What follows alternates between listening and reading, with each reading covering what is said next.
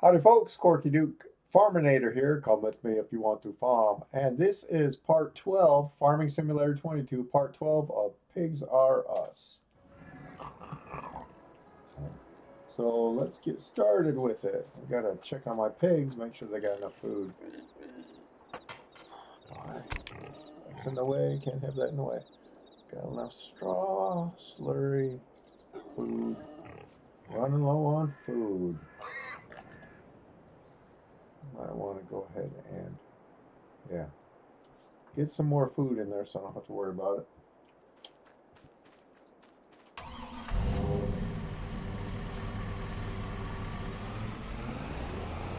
We gotta go pick up some food. Guess I'll entertain you with some stories. My military service. I joined the Marine Corps in April of 1986. So I was in boot camp during Mother's Day, and so we went to church back then. It was kind of a you kind of you had two choices. You could either go to church, or you could stay back in the squad bay and clean the squad bay, which I think is BS. Especially now that I'm an atheist. But I was a Christian back then. So, um, so of course, the preacher's sermon was about mom. And he pulled out a letter, and I don't remember the actual names of the people in this story. So I'm just going to make up their name. It was a Johnson, a Mrs. Johnson. Um, and her son was serving in Vietnam in the Marine Corps. And I want food, don't I? So I got to go. Okay. I'll get a hold of this. So he wrote a letter home to her. So this was where's the pig food? Right there it is. So he wrote a letter home, just saying, Mom, I'm okay. Sorry I haven't wrote in a while, but I don't remember the exact words of the letter, so I'm kind of making it up. But it's pretty close. You'll get the idea. And but don't worry, I'm okay. Um, and he says, I just want to. My time over here has made me appreciate what a great mother you were and still are. And I just want to thank you for doing a great job raising me and my brother. And um, sorry for all the times we gave you problems. I mean, just very heartwarming letter that when it's all done, you just kind of, we all looked at each other and we all said, yeah, that's my mom right there. And, just, you could imagine just a very wonderful letter that this Marine wrote to his mom. So then the preacher pulls out another letter, again addressed to Mrs. Johnson. So this letter says, Dear Mrs. Johnson, the Secretary of War desires me to express his deep regret to inform you that your son, Lance Corporal David Johnson, has been reported killed in action um, February 27th in Southeast Asia. And the whole church full of Marine recruits just start bawling, including me.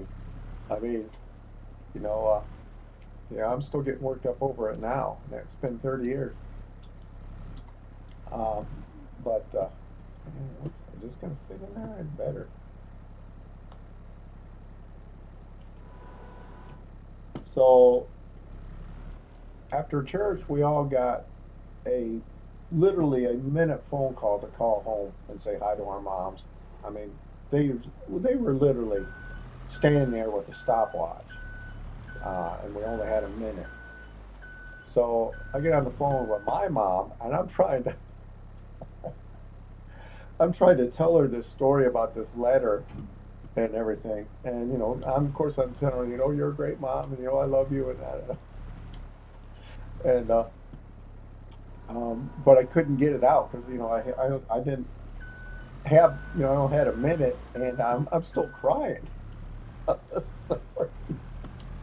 And so my mom hangs the phone up, and she's, what are they doing to my son? They oh crap. My mom, my dad, my brother, and my fiance, now my ex-wife, came out for graduation. And the first, is this going to work? This is not going to work. Right. Hmm.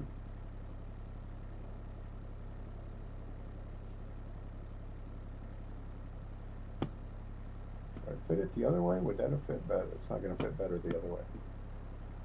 So the first thing my mom saw when she saw me was, what is the deal on Mother's Day? I don't think I could fit two in there anyway.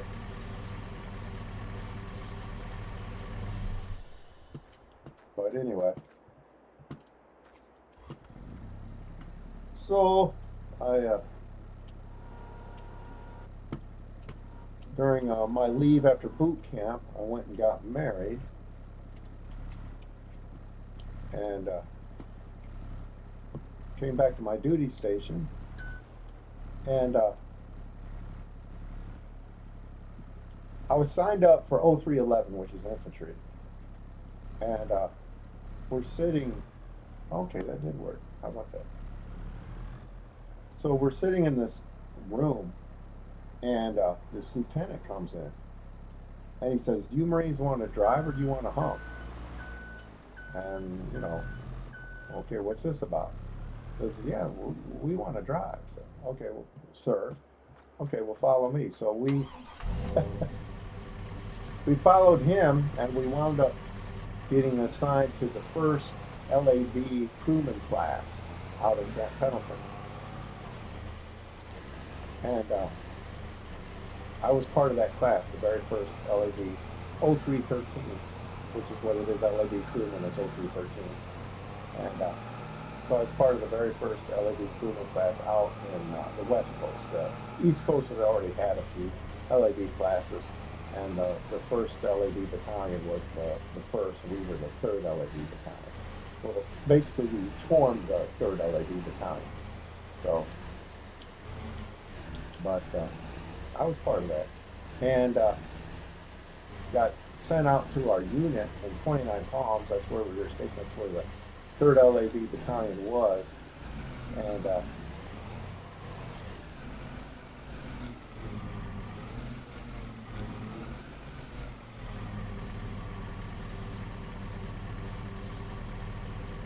this is supposed to. There we go. That goes just like that. And where was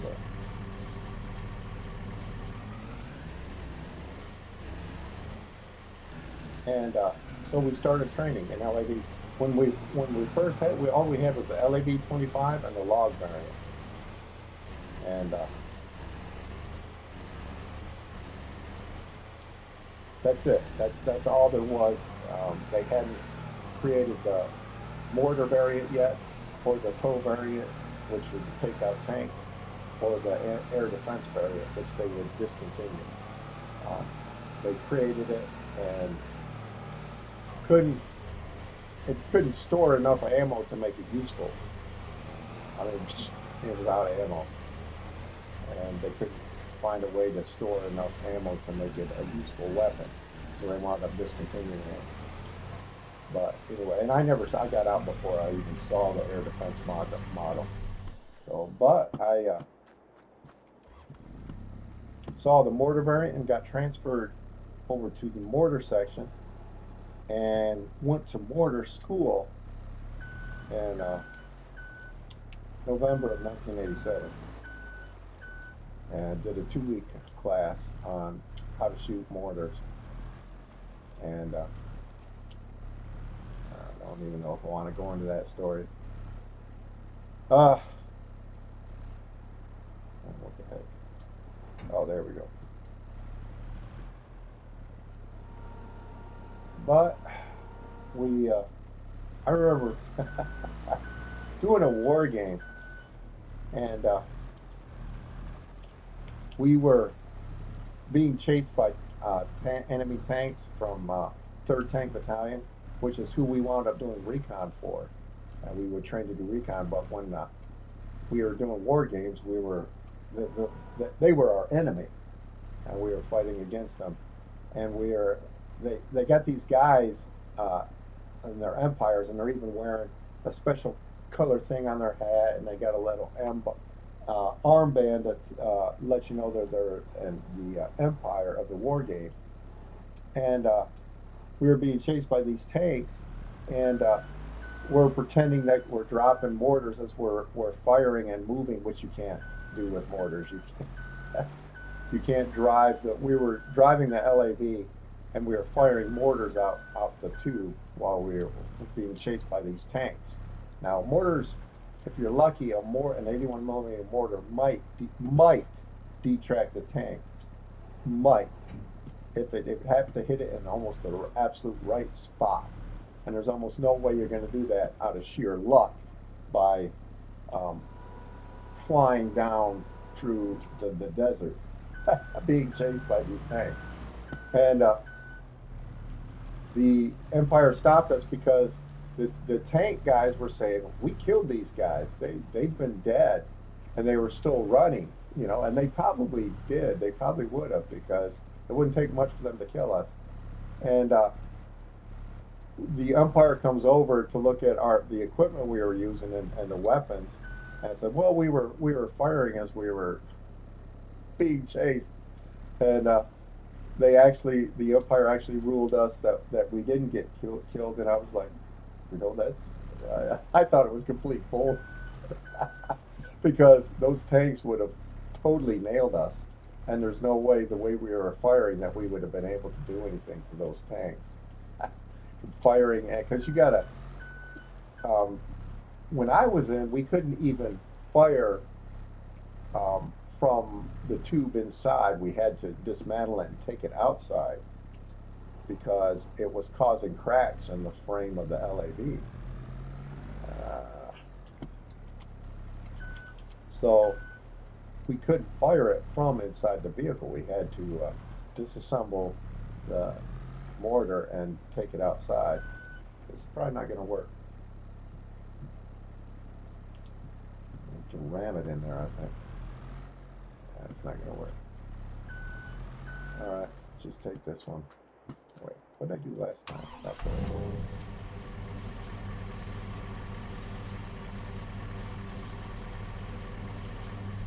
And I remember doing, we had all kinds of we had caxes, and you could always tell when somebody was, and I was stationed in 29 Palms, which is the middle of the Mojave Desert. Never once did I see a desert camouflage. I was always wearing jungle camouflage. We would joke that the Russians knew when we were having a battalion formation. There'd be a big green spot, oh, excuse me, big green spot, which was us and our jungle camis out in formation in the middle of this desert. So we always joke that, the Russians, all you do is look at the satellite to tell when we're having a battalion formation. Hey, it worked. Look at that. And the only time we could always tell when somebody was on our base and they were from Camp Lejeune or they were from Pendleton, because they were the only ones wearing desert cami. I swear. I was stationed there for 3 years in the middle of the Mojave Desert at 29 Palms, Marine Corps Air Ground Combat Center. Never once did I ever wear a desert cami. Never once. And I got out before Desert Storm started. I got out in April of '90. And of course, Saddam Hussein invaded Kuwait in August of '90. And then Desert Storm started in February of '91. Okay. So, but it's just funny that, you could tell who was there from, because you would stop and you would see these Marines walking around and wearing desert camis. Hey man, where'd you get that? Because you couldn't buy them in the PX. They never issued them to us. They issued us the jungle camp, And but for some reason they would issue Marines from Lejeune and Pendleton when they came to our base to CAX, and it was the biggest. 29 Palms is the biggest Marine Corps base in the country, and the second biggest military base. At least it was at that time. I don't know what it is now. It may be even bigger now because they shut down El Toro and moved El Toro to 29 Palms. So at least that's from what I understand they did. I don't know if they really did that or not, but that's what I understand that they did. So there you go. There's one. And there's two. That's it. How full is it? But I just think it's funny. Food. 40. That's it. 43. I think I can fit 9,000 is what it fits. I'll put more in it later. I'm gonna get some farming done. Oh, get in the truck. Save the truck here. But anyway, funny how, and I can remember. Let's see. I remember when my son was born. Wow, what a wonderful time. Um, he was born September 27th, 1987, and canola, wheat. Okay, that's what I was doing. I was in the middle of that field. And my wife's water broke in the middle of the night, so she wakes me up. Said, "Hey, my water just broke." I was like, "Oh my God, oh my God." Typical guy, typical husband panicking over his wife having a baby. So, um, but he was born without any problems. Born, I can't remember what time. I have to check with my ex-wife about that. But I remember pushing his cart to the hospital, and I felt like I was walking on air. It was incredible. I did. I mean, I looked at him. He looked so tiny and so precious. I remember when he was born, and um, the first time he cried, and I was like, "He's crying, he's crying." uh, I had a very happy time in my life. So, despite the fact that I was a raging drunk at that point. So, but anyway, um, yeah, I actually bought a bar. I mean, this was like a mini. Well, it wasn't a mini bar, but you could pull up bar stools.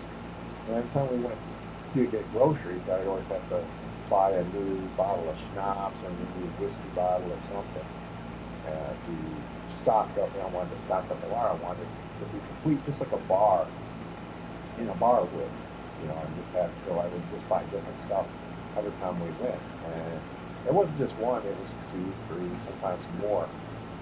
Um, and so I've been sober for a while now, so that's no longer a problem in my life. But at one time, it was a serious problem. So, but anyway, we're almost done with this video.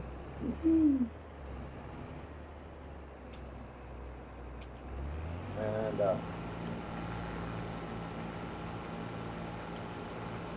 so I remember a couple of Halloweens in 29 Palms. You get together with the Marines in your unit, and then go out trick or treating with their kids. And because basically, when they talk about people talk about men who serve in the military, they're fighting to defend the country full. Right? I mean, they are in the long run, but when they're out there fighting, they're fighting for their buddies in their unit. They're fighting to save their lives. That's what they're fighting for. Yeah, sure, we're fighting to protect the Constitution, blah blah blah, and all that stuff.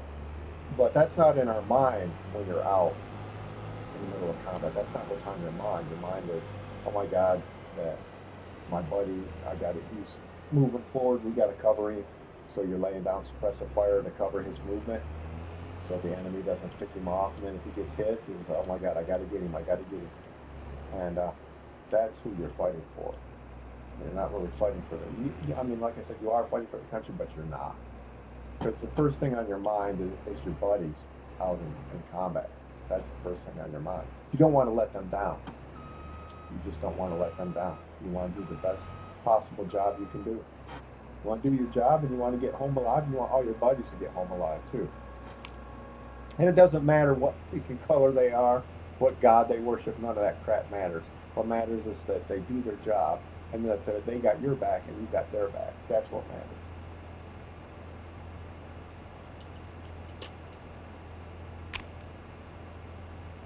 And I can remember I grew up in Tecumseh, Michigan, so I never grew up around any blacks. And I remember a lot of bigotry and racism, but it came in the way of jokes because we didn't have anybody to, put that on. There was no blacks living in my neighborhood, but we would do jokes and stuff like that. And I remember one of the things that I was told was that all blacks are lazy.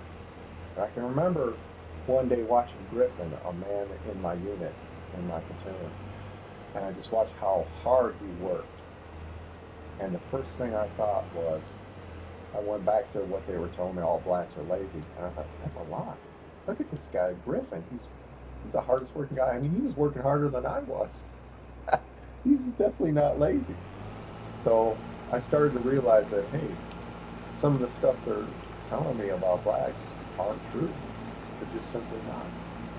And of course, now look at this country with racism and white nationalism and all this crap. But I guess I'm glad that I'm able to look at the truth. Not all blacks are lazy. They're not. You know, there are some white people that are lazy too. I know when it comes to certain things, I'm definitely lazy. And you can also be lazy about certain things. Like you can work hard at a job and work your butt off at a job, and then you come home and you're too lazy to clean up your house. There are different kinds of lazy, you know. Um, you could be too lazy to do simple things like, personal hygiene. You could be too lazy, or even there's even degrees of lazy, I think. Um, you know, and I'm guilty of all those things. There's been times when I've been lazy at work too, and now I'm in between jobs. I need to get me a job, so, but I'll find one. I'm not worried about it. I get a good work record. Uh, but it just, we need to look at facts. The truth is important. The truth is important to me. Is it important to you? I mean, that's why I don't believe in any gods. That's why I'm an atheist. Because nobody's been able to prove to me that a God exists. So therefore the truth does matter. Now, I'm not saying that gods don't exist, because they might possibly exist. And the question you have to ask, if a God does exist, and he's obviously hiding from us because he's not revealing himself to us. Yet, look at all the stuff that goes on, school shootings and stuff like that. He's not doing a thing to stop that. Okay. And the argument I make when I argue with the Christians online about school shootings, they always say, well, God doesn't want to interfere with free will. Really? So somebody's determined to shoot up a school, and God doesn't want to interfere with that? And isn't God smart enough to stop it without affecting free will? Here's a simple thing that he could do. He could cause the guns to not work, right? An all-powerful God could, the Uvalde shooter. He goes in front of those kids, and I can't even imagine this, but he did. He stood in front of those kids and said, "It's time to die," and then he starts shooting them. Okay? If I was God, I would cause that AR-15 to not work. Well, he pulls the trigger, click, nothing happens. So he goes through, tests because he thinks it's a jam. So he goes and he tries to recock it and stuff like that. While this time, the teachers are getting all the children out of there, and so he picks up another, because he had more than one. He picks up another gun, tries to shoot it. Again, click, nothing happens. Can God do that? Because that's what I would be doing. My basic rule would be, if I was God, or a God, or whatever, If you point a gun at another human being, it's not going to work. Period. I'm just going to shut that gun down. So you pull the trigger, all you're going to hear is click. That's it. And let's say you're out hunting and you're pointing it at a deer, but you don't know that somebody is behind in the bushes. Somebody's in between the deer and you can't see them because of the vegetation, and you try to pull the trigger, click. It's not going to work because somebody's going to get hurt if you pull that trigger, even if it was by accident. Why should that rule be any different, whether it's on purpose or an accident? Okay. So, but you shoot at a target, a paper target, no problem. Bang, bang, bang. It's going to work. You point at another human being, it's not going to work. Now, what did I do by that simple decision? And that's a simple decision. Certainly, an all-knowing God can come up with that decision, right? Can make that decision. An all-loving, all-caring God. What did I just do? I stopped all gun violence, period. End of story. No more school shootings, no more shootings with guns, period. And I also stopped all wars without affecting anybody's free will. Nobody's free will was affected, which I think is a horrible, horrible excuse. And it simply is. Okay? Basically, what you're saying by the free will argument, you're saying that God cares more about the attacker than the victim. Okay? Because let's say you got a rapist murderer. He's picked out his target. He's been watching her. Okay? And he's 55. I got to turn around. 55. So he's planning his attack. Okay? 55. Where's field 55? Okay, and his will, he wants to cause her harm. He wants to rape her. He wants to control her. Absolutely horrible. Okay. Oh, no, I am going the right way. She, of course, doesn't want to be raped. Okay. Obviously, who wants to be raped? Nobody does. So you're saying that God has a choice here of which free will to uphold. Is he going to uphold the rapist's free will or the victim's free will? I know which free will I would uphold. The victim. Even our superheroes don't even work like that. So the free will argument is stupid, and I always try to slam it every time it gets thrown at me because it's horrible. It's a horrible argument. Our superheroes don't care about free will. When Lex Luthor plants a bomb to destroy up all of Metropolis, Superman doesn't say, well, after the bomb blows up, I'll go ahead and take Lex Luthor and no, he stops the bomb from blowing up and killing half of Metropolis, right? So you're saying God doesn't want to interfere with the supposed free will. Of course, the first argument is nobody has the free will to kill and rape and stuff like that. That's the first argument right there. And that should put that stupid free will argument to bed, in the grave, actually. But no, it doesn't, because they still cling to, God loves us, he doesn't want to interfere with the free will, blah, blah, blah, blah, blah, blah. And which is like, and I just totally beat them up with that argument. Where do I got to go with this? I am going to Johnson's Farmers Market.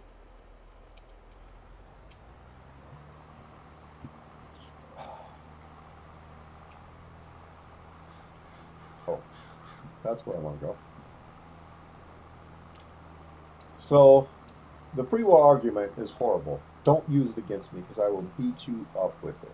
Okay? Because you're basically saying that God cares more about the free will of a murderer, rapist, whatever, than the free will of the victim. That's basically what you're saying. Because he has two choices. He can defend the victim, or he can allow the murderer, rapist to do his horrible, evil acts. So, and if you're saying God doesn't want to interfere with a rapist or a murderer's free will, supposed free will, like I said, I would definitely disagree with that. Anybody has the free will to do that. That's why we have laws against. They simply don't have the free will to do that. That's why we have laws against rape and murder. We can't just go around and rape and murder people at will.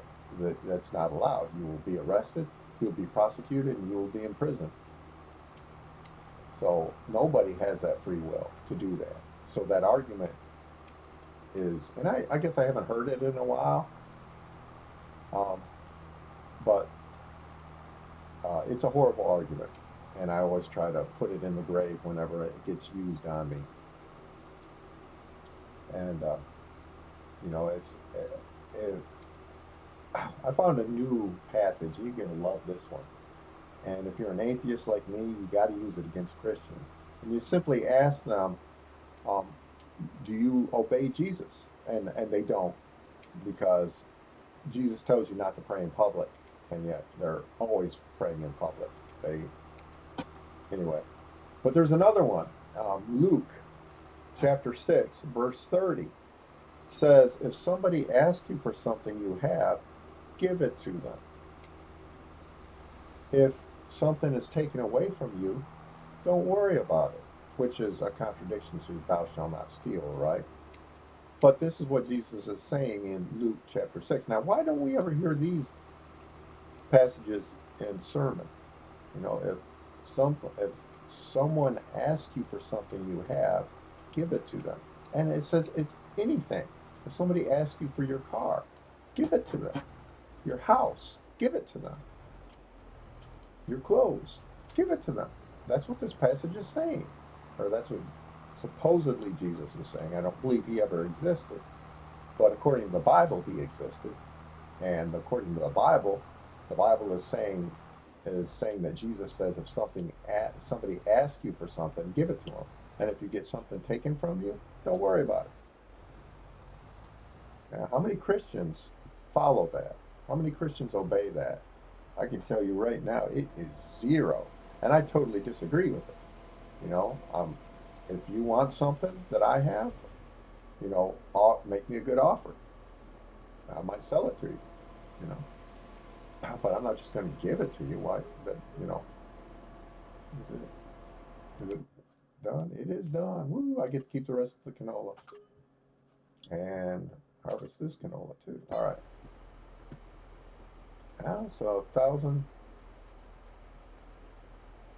10,083? That much? Really? Wow. That's cool. I didn't think it would be that much. But anyway. So this is a passage that I just read and I didn't know about.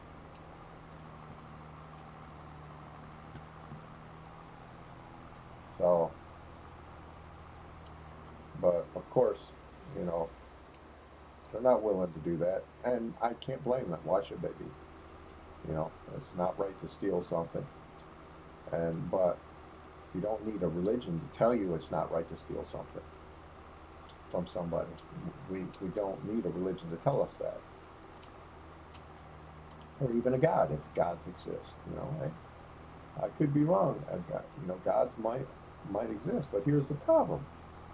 How do you know which God exists? There's been over 10,000 different gods that man has claimed existed. And if you take into account the what's it called? The God of your own understanding thing, which was taught to me in AA, that literally runs into the millions. And I used to have a God of my own understanding until I realized how ridiculous that is. Can I just create a God? Or is this God just created in my mind? And I came to the conclusion that I'm just creating this God in my mind. If he's just in my mind, he's just in my mind. He's not real. He's only a God in my mind, a God of my own understanding, which is just ridiculous, you know. You know, unless somebody has special powers that can have the powers to create an actual God, it's just a God. You know, if you have an understanding of your own God, that's what it is. It's an understanding of your own God. It's not real to anybody else, because the understanding I had of a God wasn't real to anybody else. It was only real to me. I still ain't found out if I'm supposed to have one of those manure things. So far, my pigs have been doing good. haven't needed a bunch of manure. I'm gonna check and make sure though. I want to check. I forgot to check the health of my pigs. That's not good. I always want to check the health of your pigs. The slurry is not bad. Health, 100%. No, I think the last time I checked it was 70, so that's even better. 100%, you can't get better than 100% health. So apparently I'm doing things right. I'm doing the right thing, apparently. I am going to want to keep straw harvesting. Wheat, definitely. And I can bale that wheat and have put more straw into my pigs. Harvest the wheat in field 55. Where is it? Oh, that's right there.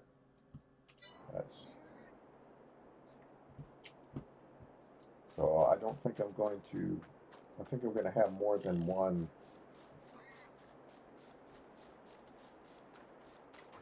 hopper full. So I'm going to have to bring this bad boy over there. So I got wheat.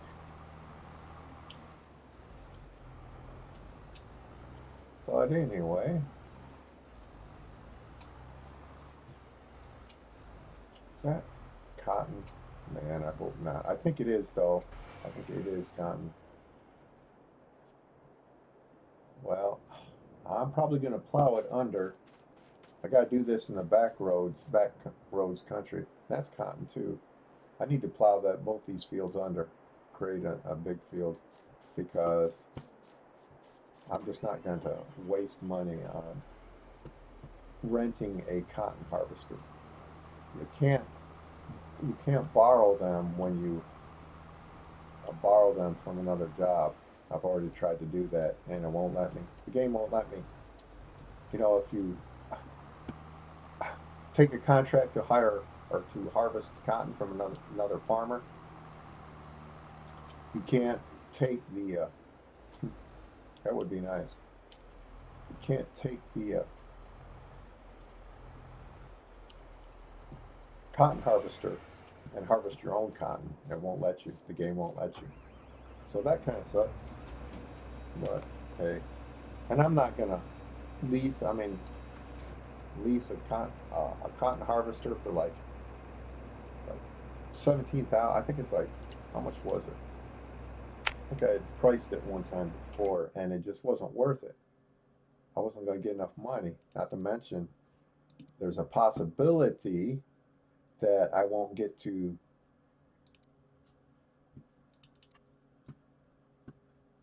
lease.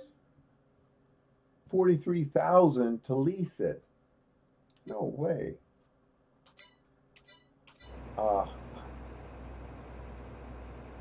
If you don't get enough cotton into the harvester, you don't even get a roll. You won't even have any to sell. So I'm just going to plow those two fields under and create the two fields together and grow something else. I mean, that's the only thing I can do. I didn't realize it was late in the day. Oops. We need to make a straw swap. Okay. Now I want to collect that straw. There we go. I want to bale that straw.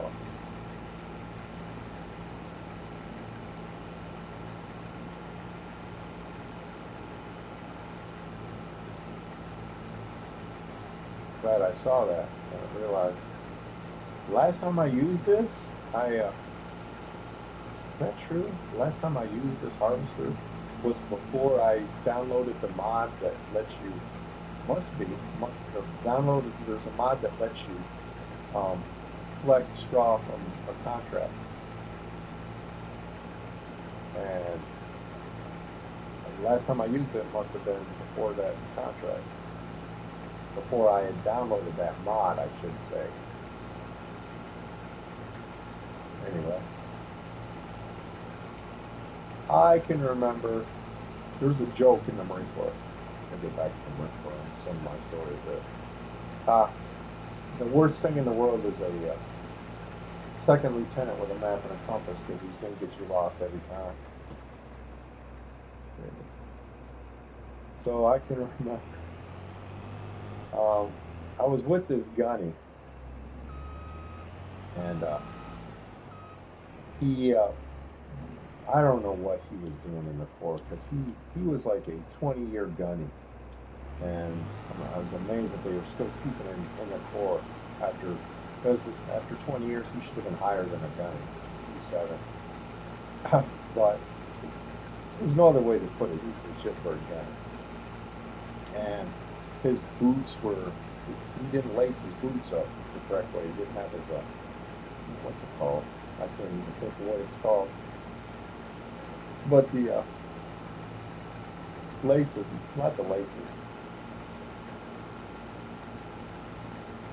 The, I can't remember what it's called. It's, the bottom of your trousers, they're done up to your boots, and he never had them right. I never saw him with the way they were supposed to be, and he just got transferred around. And I think there may have been some other issues. I think possibly, I don't know, but we were lost. We were freaking lost, and. This is a desert. This is like a 200-mile-an-hour desert. 29 Palms is like 200 square miles of desert.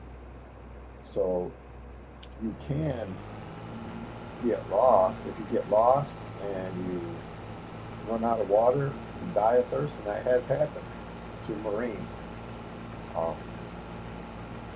If you get lost, I mean, you get very easily get lost in 200 square miles of desert. You can very easily get lost. And if you do and you can't find any water, you're only going to be able to last a couple of days. And there's also coyotes and rattlesnakes out there too. So if you get bit, or you can get attacked by coyotes too, if you're by yourself. So, but anyway,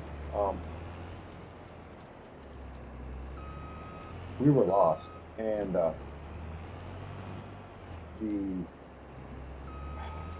lieutenant was on the phone with him, trying to guide him to where the rest of the unit was. And they were literally on a ridge behind us. And so he's telling the gunny, okay, shoot this azimuth. And he shoots the azimuth. And so the gunny turns around, okay, shooting the azimuth. And the lieutenant says, look up, gunny. And he looks up, and there they are on that ridge. I'm thinking, oh my God, this guy's leading us. So I mean, just simply, the lieutenant was, okay, gunny, look up. So the gunny looks up, there they are on that ridge. Oh man, perfectly skyline too, which is not good. So every single vehicle was skyline. So, which is something you're not supposed to do. You don't want to park right on top of the ridge, because then you skyline yourself. You stand out. You become an easy target for the enemy. But it was peacetime, so. But I can remember looking up at that ridge and seeing it was like 6 vehicles, and boy, you could just pick them off 1, 2, 3 if you had a tank or an anti-tank weapon, and because they were just such easy shots. And so that's why they trained us not to skylight ourselves. You get down below the top of the ridge or the hill or the mountain or whatever it is, so that you're not skylining yourself, you're not standing out. So, don't run into the tree. But I just thought that was funny. It's some things I remember. I remember another time we were doing a big CAX, a big war game, and I had to take it down. I had to go bad, and I was trying to hold it because, I was trying to wait till our exercise was done for the day, and I could go back to our base camp and do it there. But I couldn't hold it any longer. So I had to go out basically in the middle of this in the desert, and there's sagebrush around and everything like that. And we were in a peaceful area of the war game, and my vehicle was just sitting there, and we were just waiting for orders and paying attention to what was going on the radio and what they were saying and stuff like that. So I started doing my business. All of a sudden, the whole war game moved into my area, and my vehicle actually had to pack up and leave because the war was coming. You know, all the warring vehicles were coming into my area. I'm not done yet. I'm still sitting. All of a sudden, these vehicles start showing up, and I'm kind of wanting and I'm kind of hidden amongst sagebrush and what little vegetation like cactuses and stuff that the desert has, and I kind of want to pop up so everybody sees me, so I don't get run over. But I also realize the embarrassing predicament that I'm in, and I don't want anybody to see me taking a dump. I just remember how funny that was. It was even funny to me at that time. Of course, now I look back and it's even funnier. But it was funny for me at that time. You're in a very compromising position, you know. Don't run over me, but don't watch what I'm doing. So, and you know, the military is definitely an experience if you're thinking about it. But understand a few things. The military has one purpose, and I'm going to put it bluntly, and it doesn't matter what branch you join. There's only one purpose for the military, and that's to kill the enemy. That's the only purpose they serve. The only way we can protect each other in combat is to kill the enemy. So don't think you're going to join a non-combat MOS and not see combat. Okay?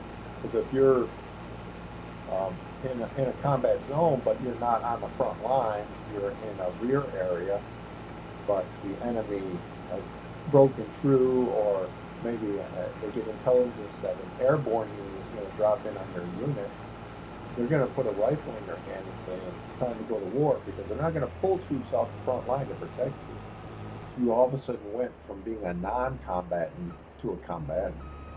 So if you join any branch in any MOS, keep in mind that you may have to fight, because when it comes down to it, they will make you fight, and you'll have no choice. It's either fight or die. It's either fight or get killed.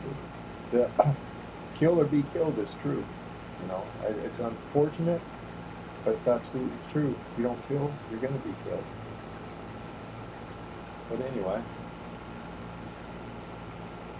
am I going to be able to make it? I think I am. Woo-hoo.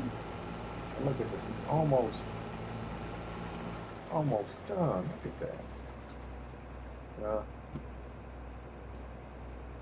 I might as well finish it out. Nah, we're just going to drive down here and fill it up. But anyway, there's no way of getting that straw either. I've already tried with a forest collector, a harvester collector. What is it called? You know what? I'm going to move the tractor. I don't like it there. Move it to a better location for me.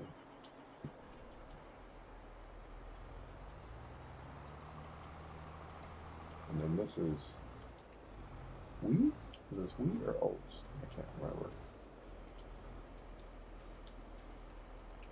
Let's find out. This is wheat. All right. Then canola. Then my contracts will be done. I can work on plowing that field under. Plowing those 2 cotton fields under. I'm not going to deal with the cotton. I don't think it's worth my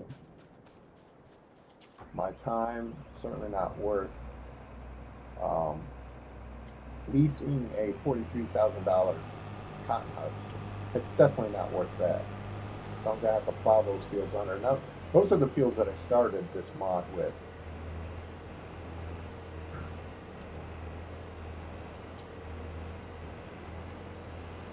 So there's nothing I could do about it.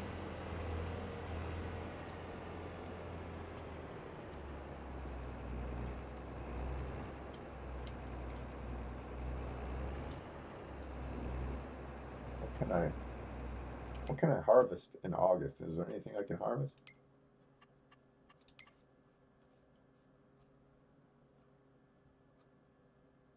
No, no. We gotta wait for barley in September anyway, so that works out. All right. I think we're doing barley with this one, weren't we? I can't remember. I'm gonna find out. Some of the other fields, I think, are barley.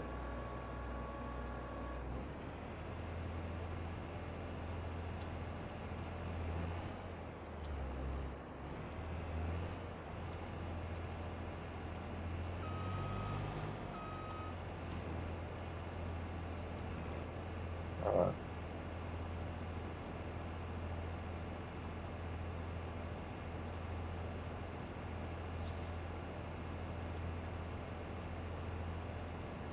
Let's see what's some other.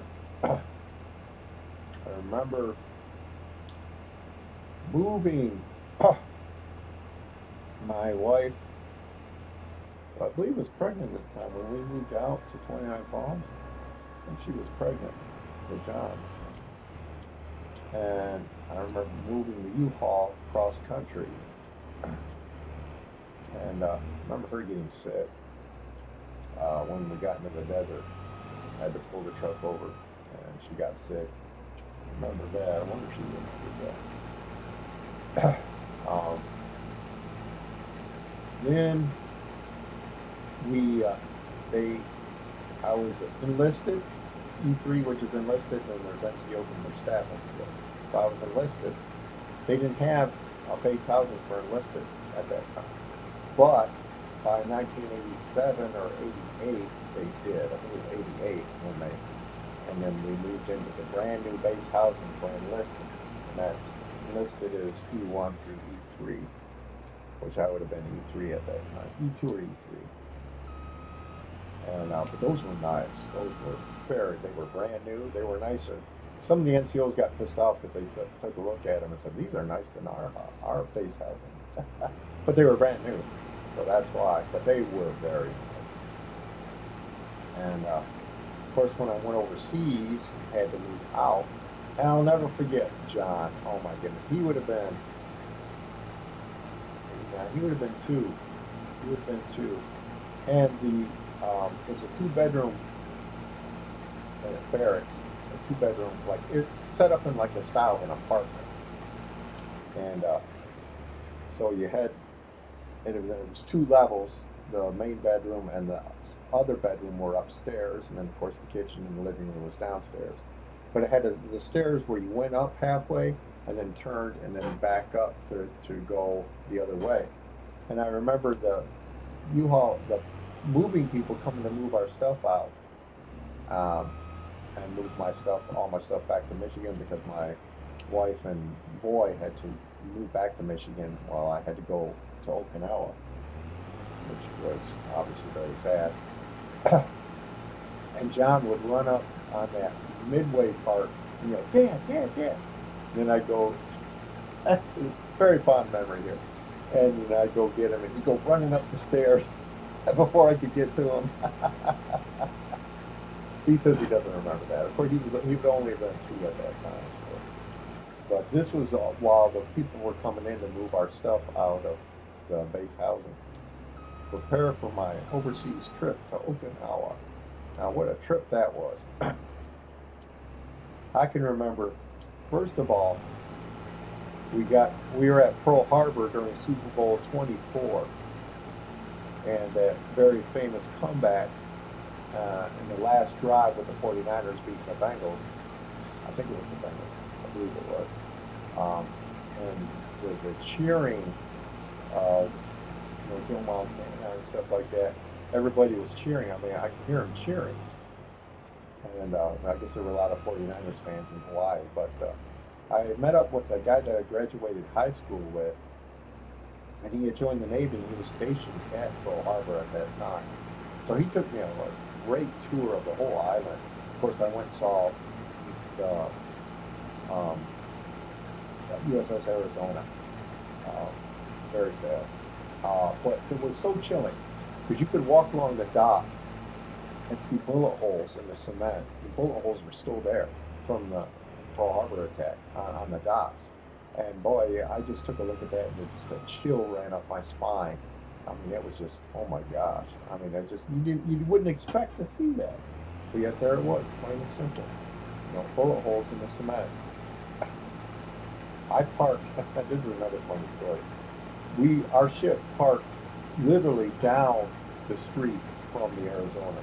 You could walk up the gangplank and get on the ship, which was the USS Denver. That's what we went up to Okinawa on. You could look to the right, and right there was the Arizona. Okay, so that's how close we were to it. And I remember coming home drunk one night, and this is 3 o'clock in the morning. I was drunk off my ass. There's no other way to say it. And you look up at the entrance to the ship, and there is a Marine guard and a Navy guard standing there. And at all times, 24 hours a day, there's those two guards there. And I'm walking up the gangplank, and you've got to show your ID to get on.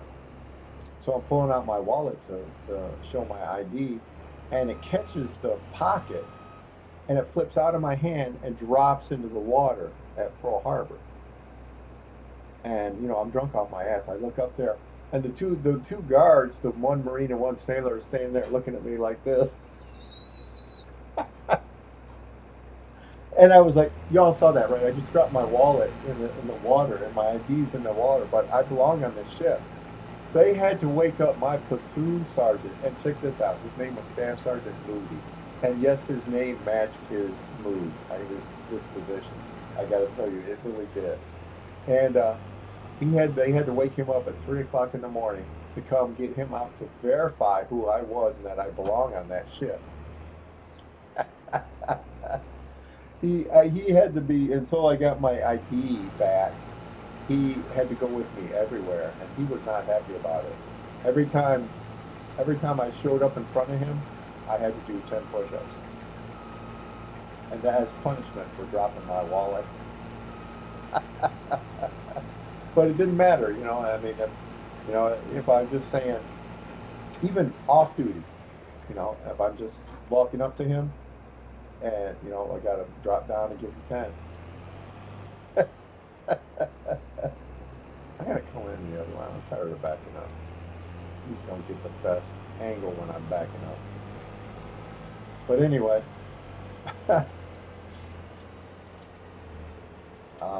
for like the next month, I think, until I got my ID, I had to do that. I had to, every time I went before him, I had to drop down and do 10. And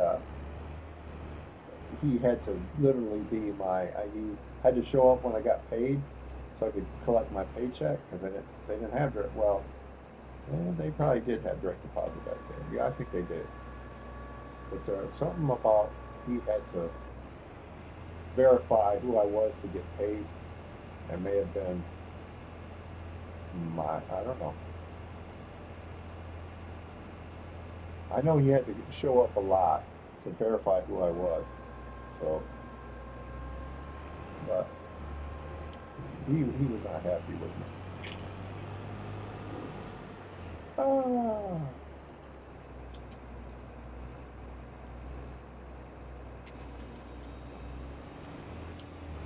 And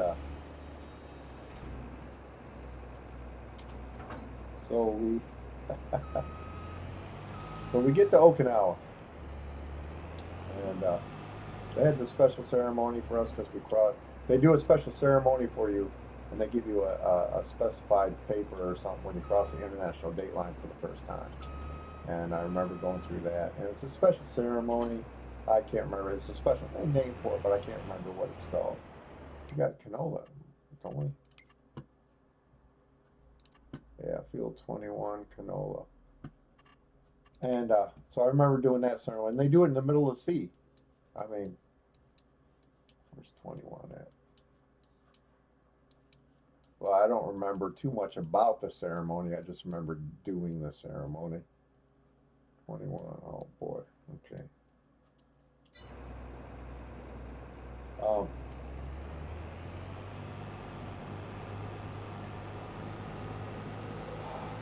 um, Getting into Okinawa. I remember pulling in, and I wanted to do all this stuff. I wanted to take a tour of all the World War II battle sites on the island. Okinawa was the last major battle in the Pacific during World War II. It was also the campaign where we lost the campaign that had the highest casualties from both sides of any campaign during the war. Um, I wanted to visit all the World War II sites.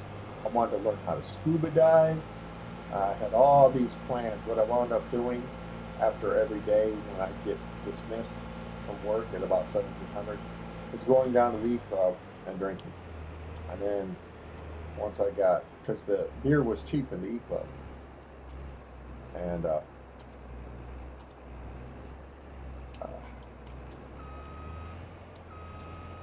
and then once I got pretty good buzz, I would go back to the barracks, change my clothes, because I was still in my camis. I wouldn't even wait to get out of my camis before I go to the E Club. I'd just go right down to the E Club, right from formation. And you could drink in your uniform and the E Club. And then I would go back to the barracks, change in my civilian clothes, and head out in town and finish the job every night. That was every night.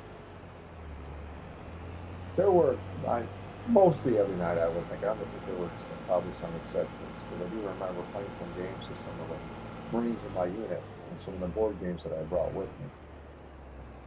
And I bought some that were over there. Um, I don't have,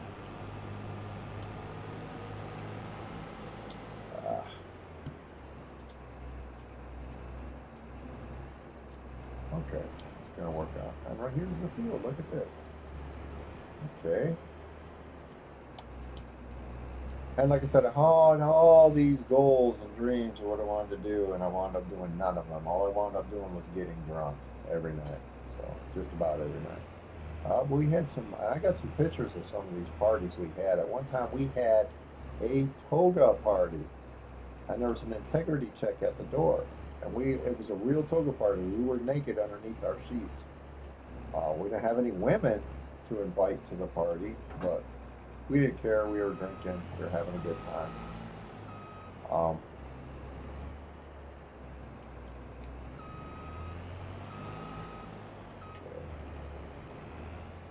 I don't think I'm gonna need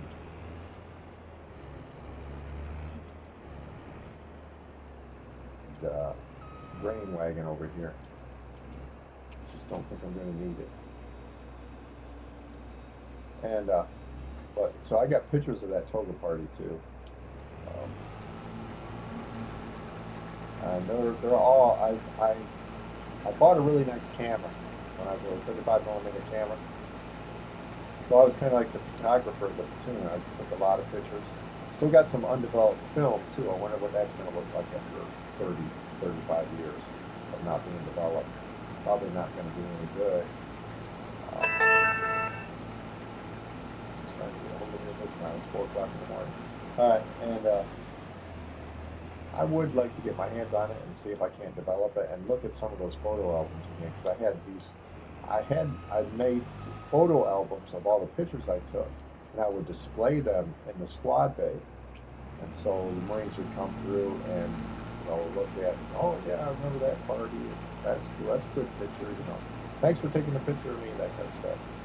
So, and I would, you know, just lay them out in the open. This is on the weekends when we weren't working on our Liberty, and I just lay the photo albums out there for everybody to look at and stuff like that.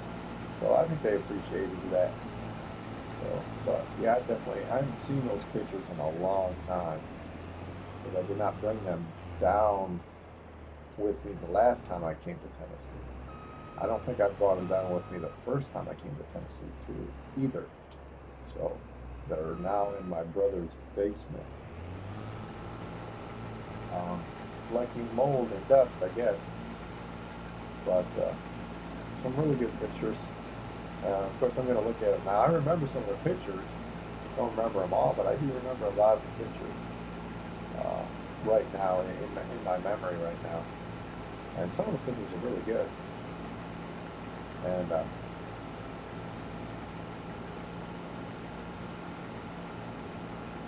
so when I do head on up there and take a look at those pictures, I'm going to be like, oh yeah, I remember this.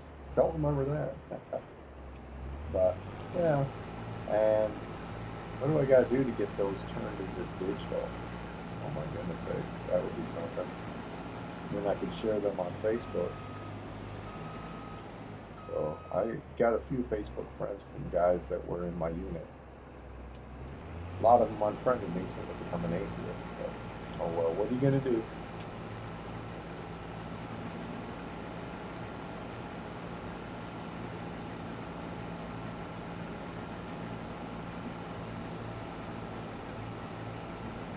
I guess half my family, I think, won't talk to me because of that. So, oh well. Family is how you treat each other, not necessarily your blood, you know.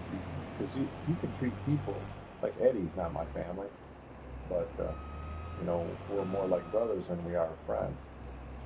You know, he's my roommate. We've been friends for 25 years. He's one of the first people I met when I moved to Nashville. And so, family, you know, blood family is blood family. Sometimes you're not always gonna get along with them, I guess.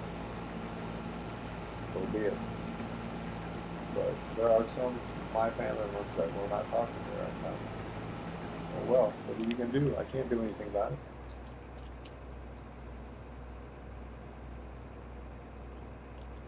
Can I change my belief? Sure.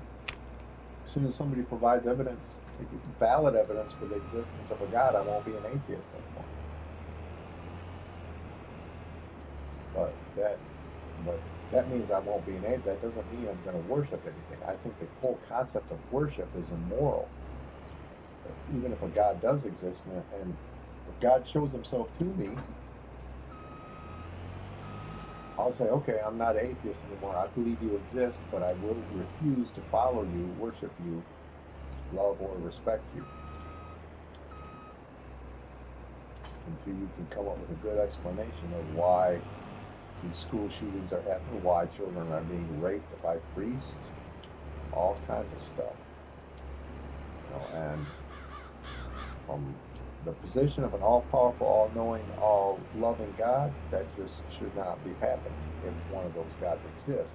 So obviously, if a God does exist, he either cannot help us or chooses not to help us.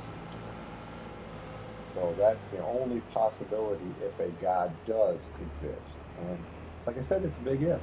It's possible. But he's not an all-loving, all-knowing, all-powerful God. There's no way that kind of a God exists, period. How do I know that? Because of what happens in this world. Because of school shootings, because of rape and wars and all kinds of stuff like that. So that's how we know an all-powerful, all-knowing, all-loving God does not exist. A God might possibly exist, but he could not have all three of those things. And Neil deGrasse Tyson had a great video that I shared recently about that. You know, ask him, do you believe in a God? And he says, well, define your God. And they'll say, well, he's all loving, all knowing, and all powerful. He says, well, we know that does not exist. Where am I going with this? Because he didn't even mention. He mentioned Canola Johnson's Farmers Market. He was talking about the tsunami that killed 250,000 people, and the earthquake that killed in Haiti that killed millions of people, and that kind of stuff. So he dismisses it too based on that,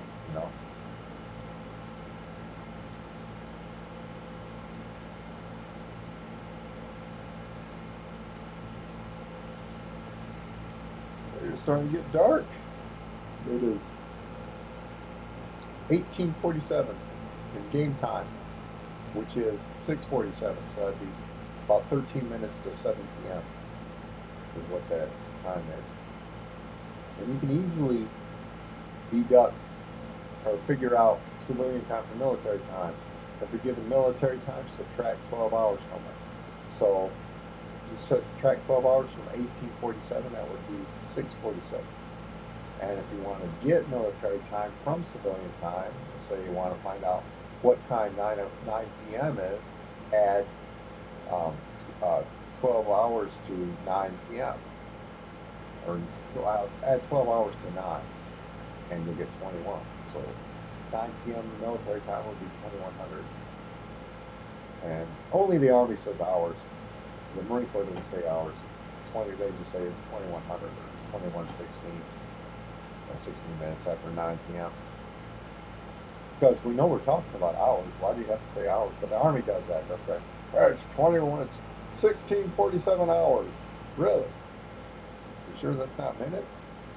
So that was the big thing between. And the Army and the Navy or the Army and the Marines have their little sibling rivalry, I guess you might want to call it. That'd be a good way to describe it, the sibling rivalry.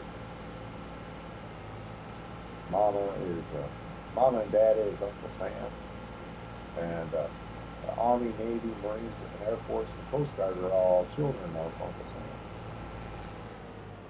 As a matter of fact, the USMC can stand for Uncle Sam's Misguided Children.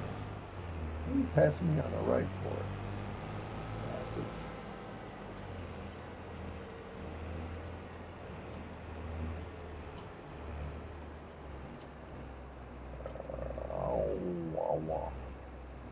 There is. Yeah, look at that. See that? That's a collectible up there. On top of that damn building.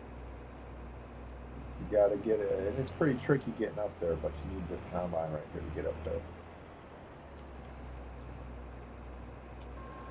So when winter comes, I'll be doing the collectibles on this and the Corkis.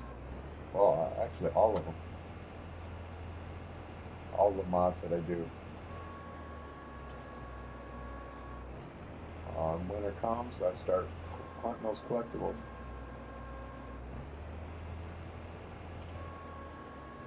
89%, come on. Give me some. 94. I gotta get a whole lot from this one. That one's finished for $372. Give me a break. Wheat, now we gotta bale that straw.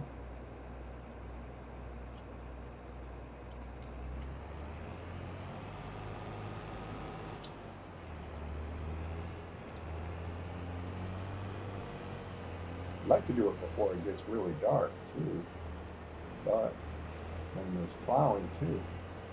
Got to plow under those cotton fields.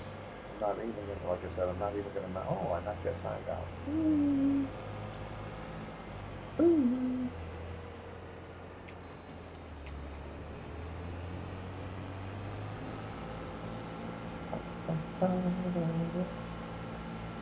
So anyway, hope I had some entertaining stories for you. Let's see what else. More military stories. Coming back to the States from Okinawa. Do not remember the name of that ship. We went over. I was on 3 different ships.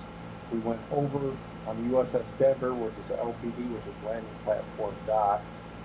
When we did our 2-week shoot in the Philippines, or it may have been more than 2 weeks. I think it was more than 2 weeks. We went over on a landing ship tank, an LST called the USS Barbara County, which is Barbara County, Colorado, I believe, and which is a landing ship tank. And I do not remember the name of the ship that took us from Okinawa back to the States. I do, however, remember first getting back to the States after like 9-10 months being away from home, and how grateful I was to be home.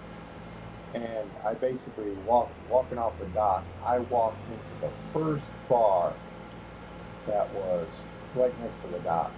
I didn't. I just walked right in, just started drinking, and I think I was in there maybe 10 minutes, and I was. Oh man, I can't believe I cannot remember the name of the song. Um, but um, oh, that's it. Wanted Dead or Alive came on the jukebox. That was the first song I heard coming back to America, and I can't believe I forgot that song. But anyway, that was the first song I heard in America after being overseas for a year. Wanted Dead or Alive by John Bon Jovi. So, and that ever since then, that song has had a special place with me.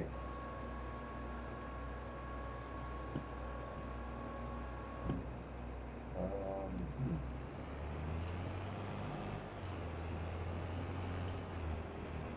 Let's go ahead and park this thing because we're not going to need it right now. We need the baler.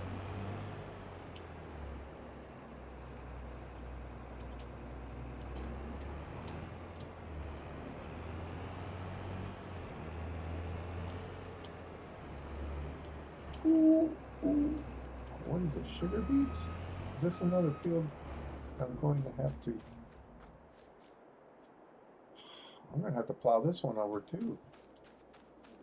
But that is sunflowers, so I can harvest that. But I'm going to have to plow the sugar beet because it's the same thing. How much can I lease a sugar beet plant? Uh, sugar beet technology. How much can I lease one for?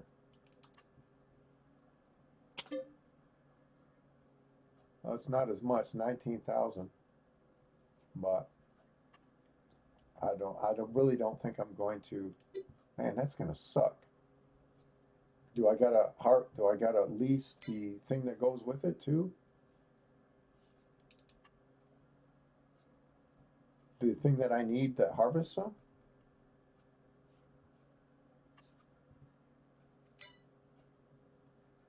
I bet I do.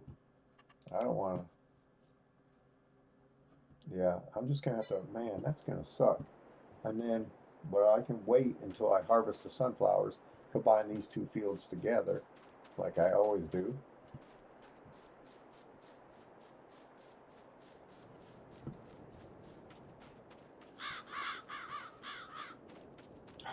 I didn't realize this was beets here. All right. That's the plow. Or is that the cultivator? That's the cultivator. Where is my plow?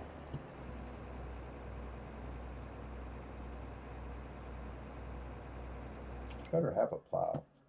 I need a plow. I'm sure I already got one. I don't. Dadgummit. I thought I had a plow. Disc harrow. That's a cultivator. I don't have a plow. Dadgummit. I have to lease a plow.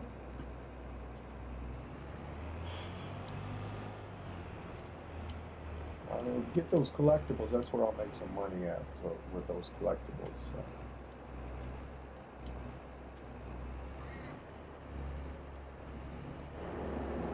All right, and we need to go take this wheat to market. Nope, that's not it. There it is. And see, where were we going? Johnson's Market, was it? The grain mill. Product to the grain mill. Okay, I know where that is. That's the one up here. Grain mill. All right. Okay. We're good to go. I know where I'm going.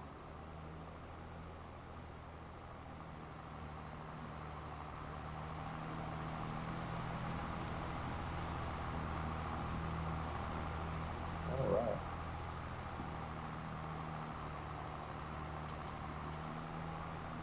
It's just down the street from Johnson's Market.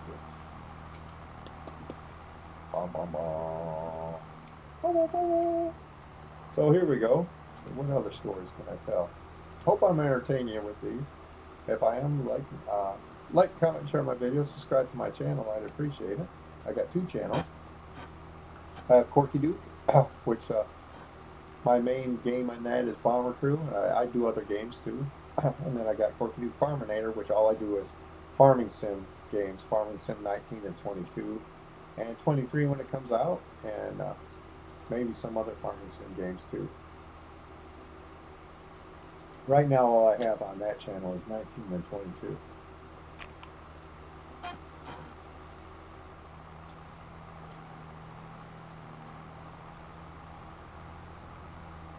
That's nice. That's nice and tart.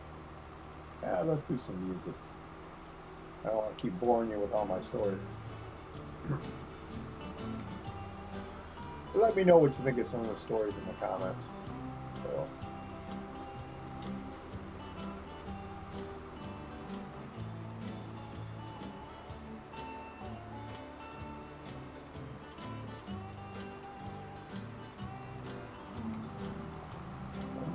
Beautiful.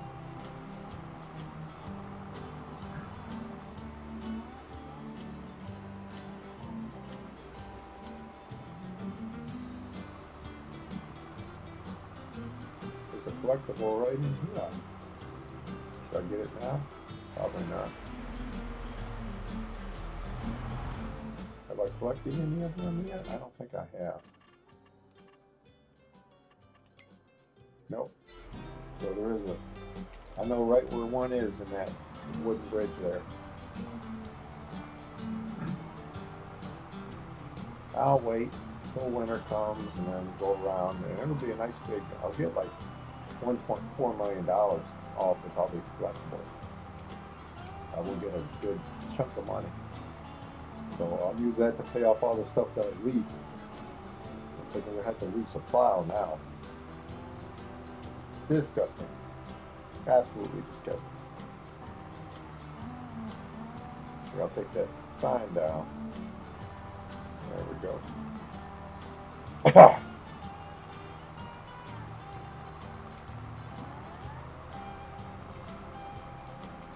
I missed that one. You can always get that sign later. Don't pass on the left. I'm not going to let you. How's that? I hate the traffic in this game. The traffic in this game is so bad.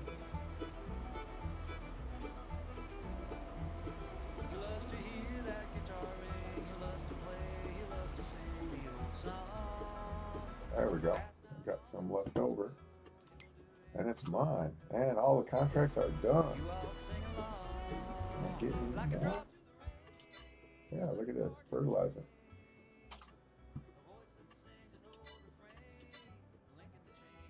We'll do that.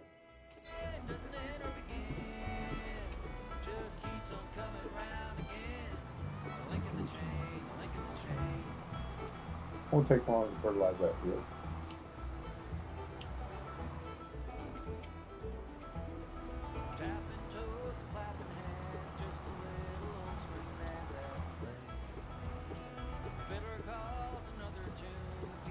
This is still the first turn of the game, if you want to call it turn. It's not really a turn, but that's about what you have to relate it to. As you start in August, and I'm still in August, even though it's August, the first day of August, but I'm sure I got 3 days. But that won't start till next year. 3 days, yep, that won't start till next year. So I got everything, got to do everything in 1 day in 1 month. It's 1 day, 1 month. So that's how the game does it.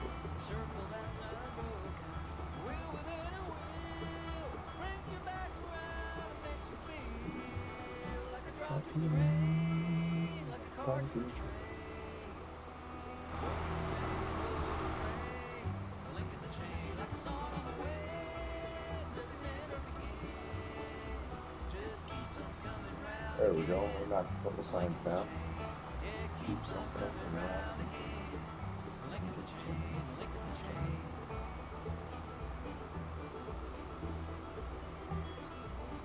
Those signs you can't knock down. Don't try. You will just, you will crash.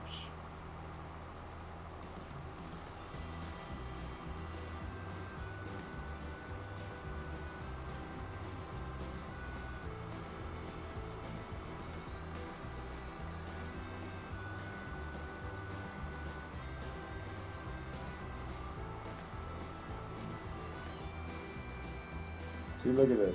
Look at this. Didn't stop. See that? Where's the police when you need them?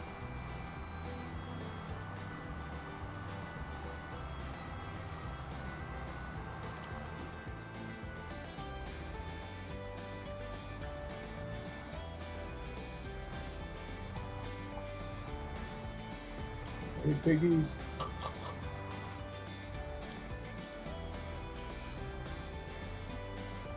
Now, I don't know if you know much about pigs, but you know why they waddle around in the mud?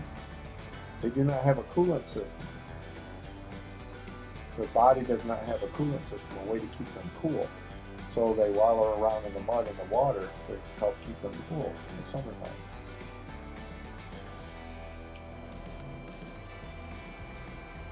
But that's why.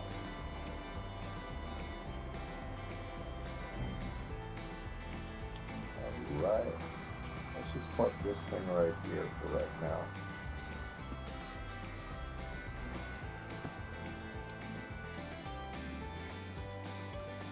Grab my special fertilizer. Go fertilize. Then we got a plow. A couple of fields.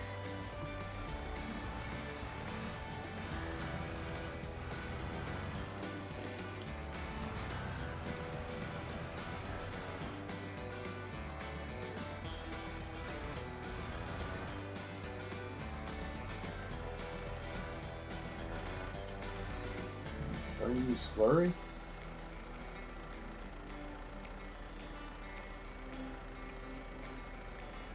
I haven't used slurry yet.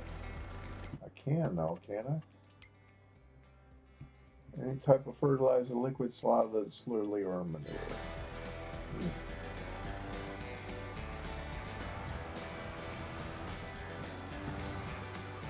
How much slurry? I have no idea how much I would need.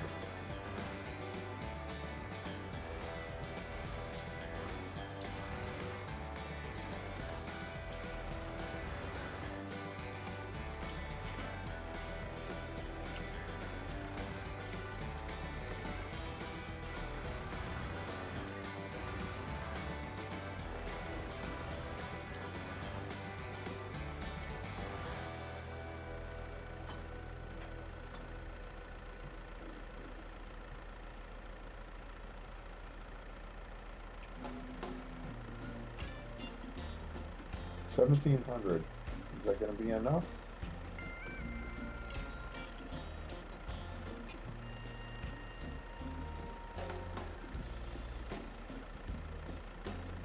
Well, we'll try, I guess. How big is the field?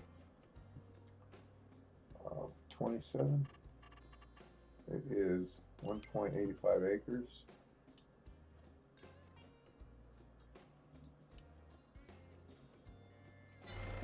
Let's try it, I guess.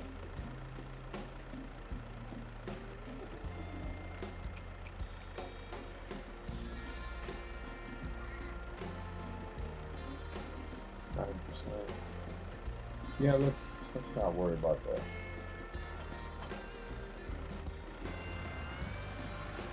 We'll do that later. We'll let more slurry fill into it, and then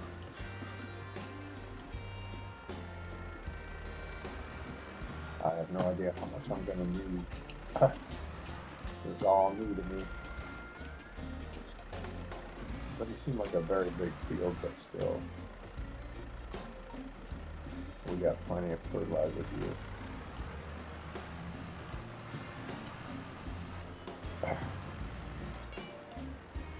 Deals?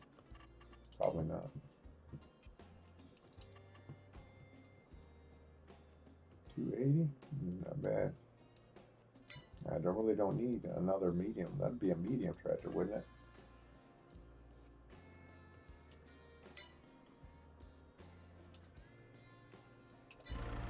Uh,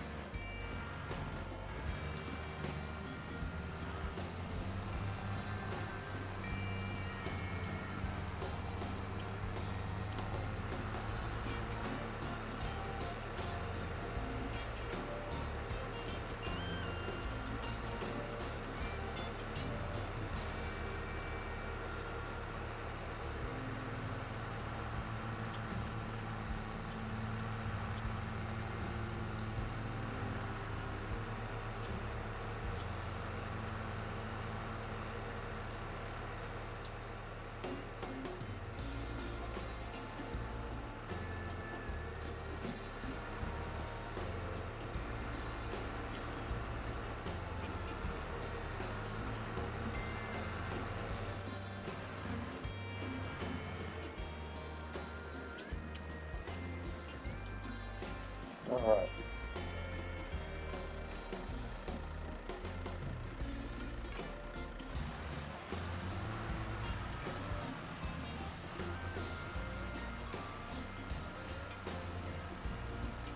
Already 10% completed. Yeah, not going to be a major deal here. Good.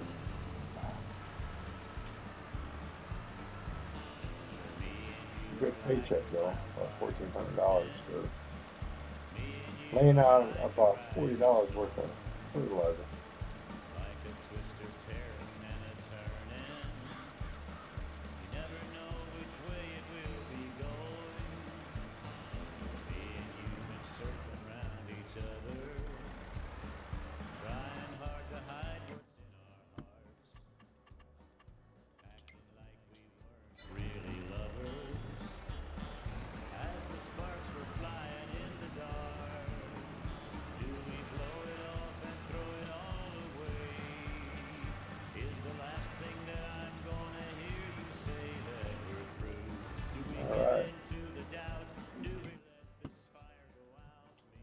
$1,200. All right, sounds good. Easy money.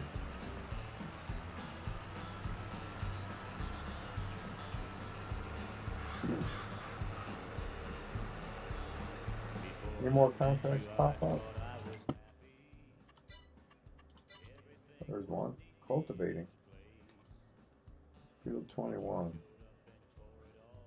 Boy, is it worth $373? Yeah, what the?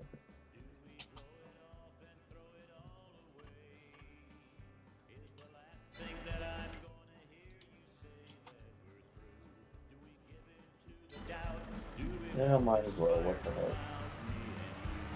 For 300 cents.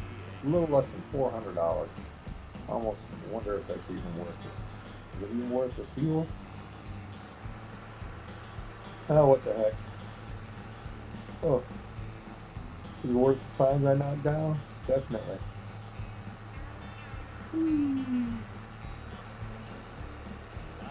Pylons I moved.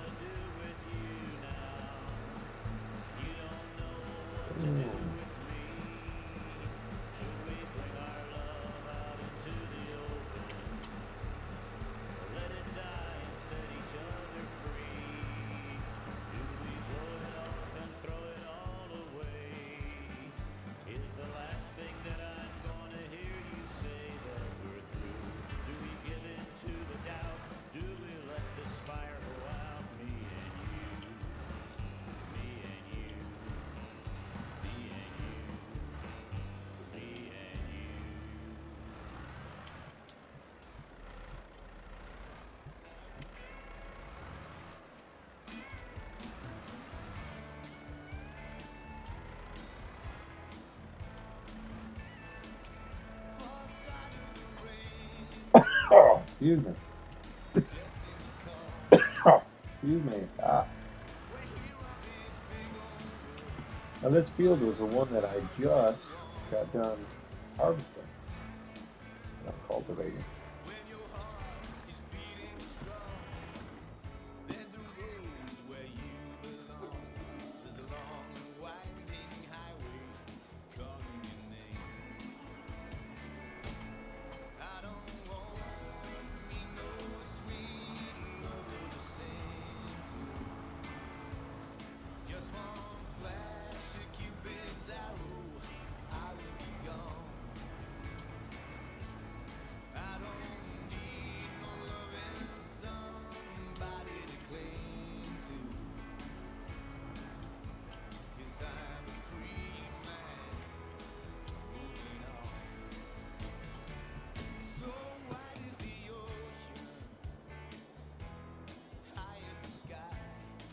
Doesn't say it needs plowing, but I'm still gonna plow it under instead of just cultivating it under.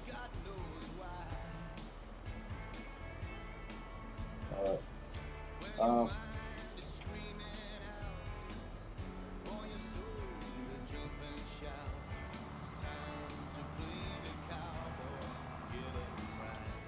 Got plowing on, I do believe. Don't I? Or maybe I don't. Oh, it's off. Periodic plowing is off.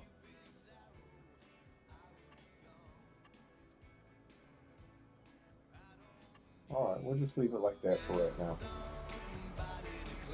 And once I buy it, once I can afford a plow, I'll go ahead and buy it and turn the plowing option on. That means I'm going to have to cultivate this thing.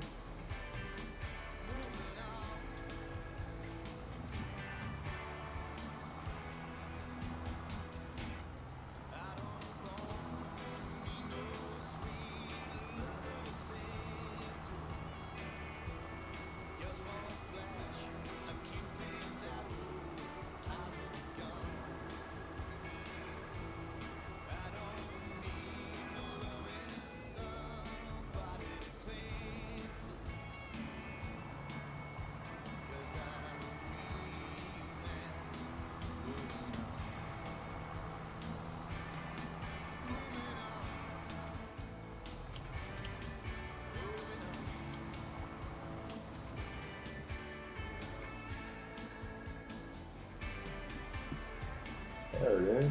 That's the field I just did.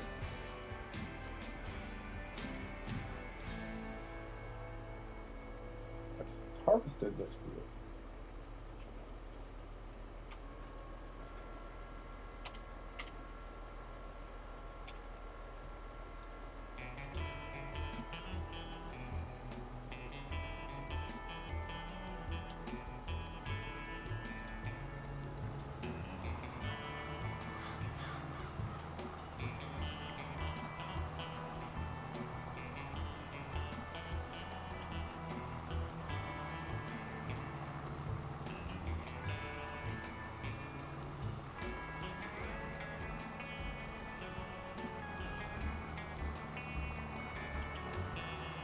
Won't be long and this field will be done.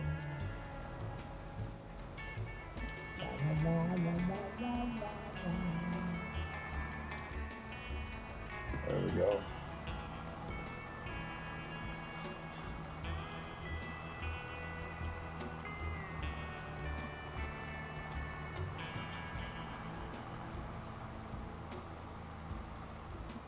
Farmers in this county need to learn about no-till plow or no-till planting. Saves gas.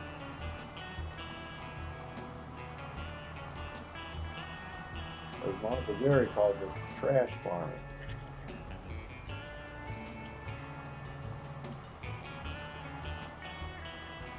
Basically where you don't work the land, you just plant over the old stuff.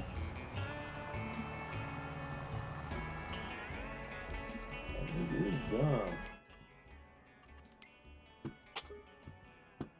No more? Nope.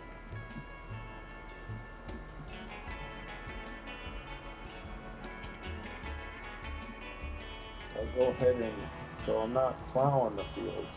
I've got to cultivate the 2 cotton fields and then that sugar beet field.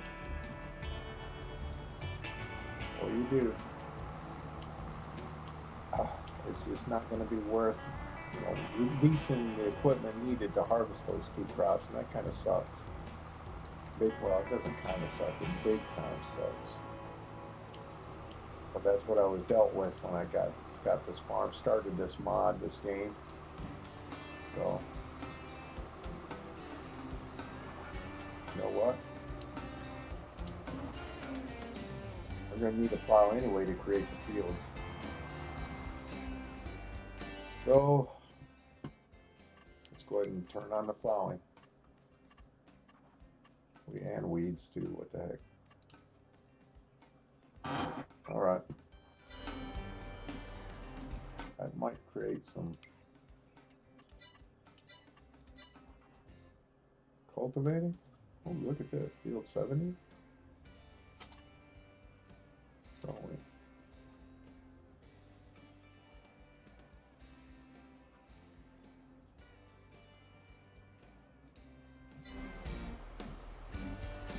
Cultivating field 70.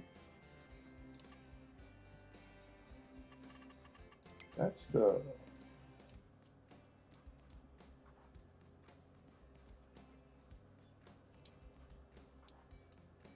Oh, okay. That's the one I did earlier. We'll cultivate it. Get a nice little profit from it.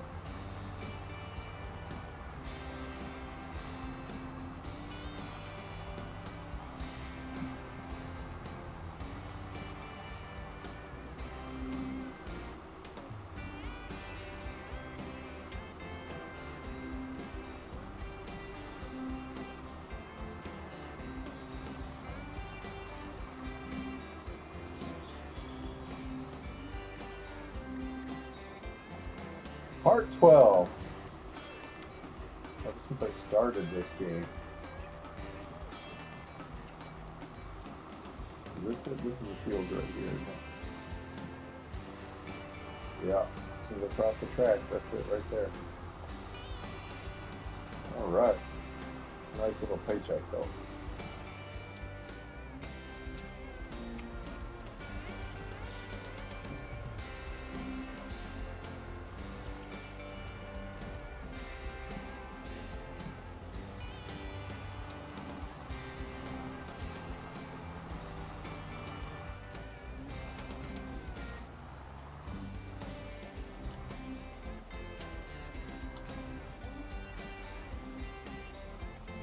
Alright.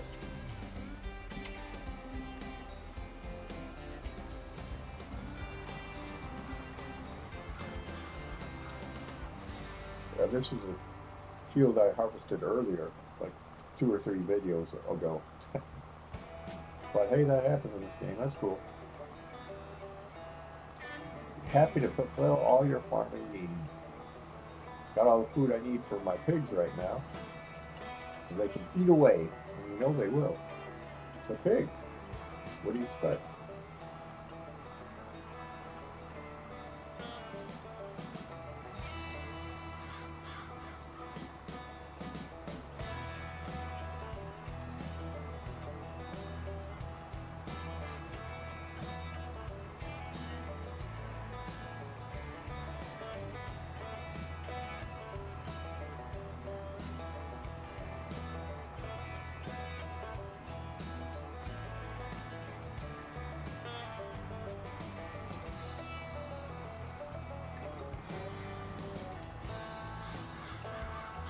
There we go.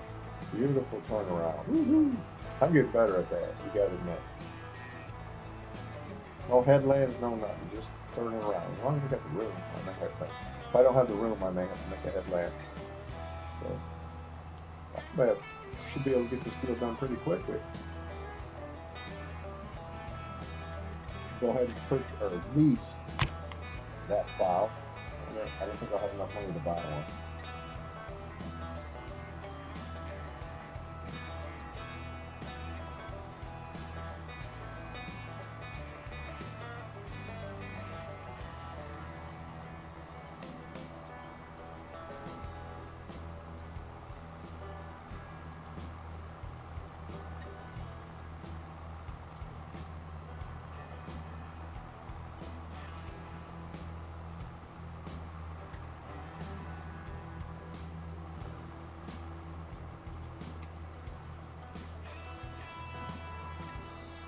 All right.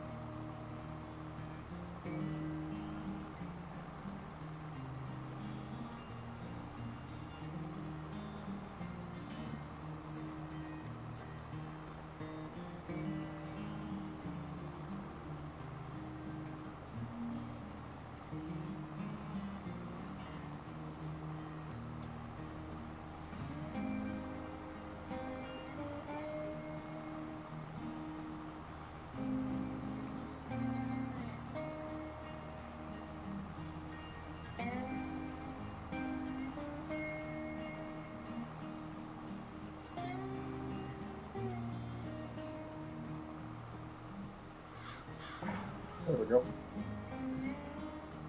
All right, cool.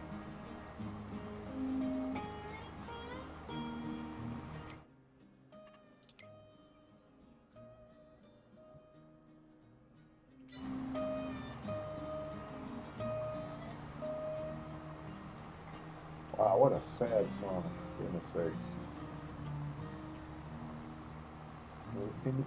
Instrumental sad song, so that makes it even sadder because they were too lazy to write lyrics to it. I mean, that's basically what that means.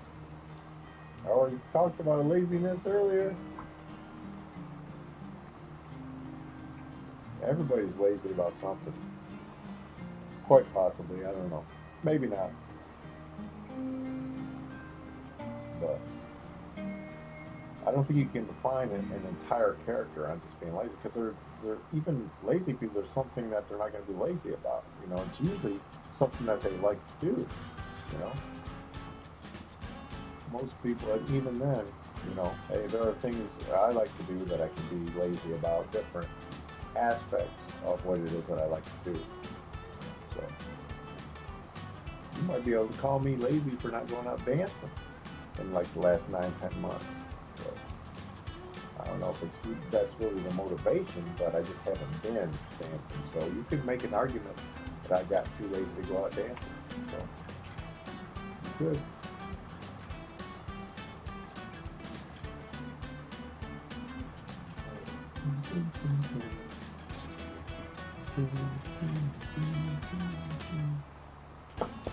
Another instrumental, but leads this is up to get up and toe tap a little bit.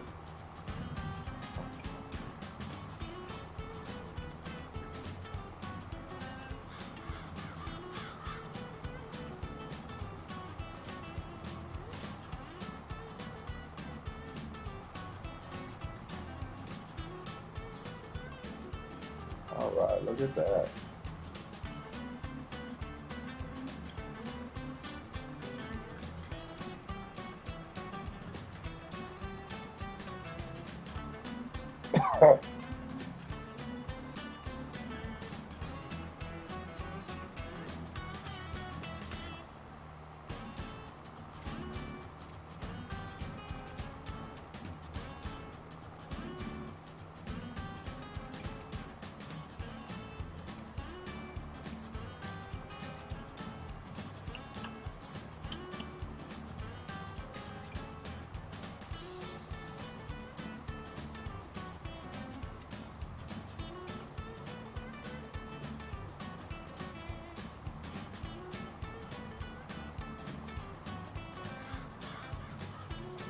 All right.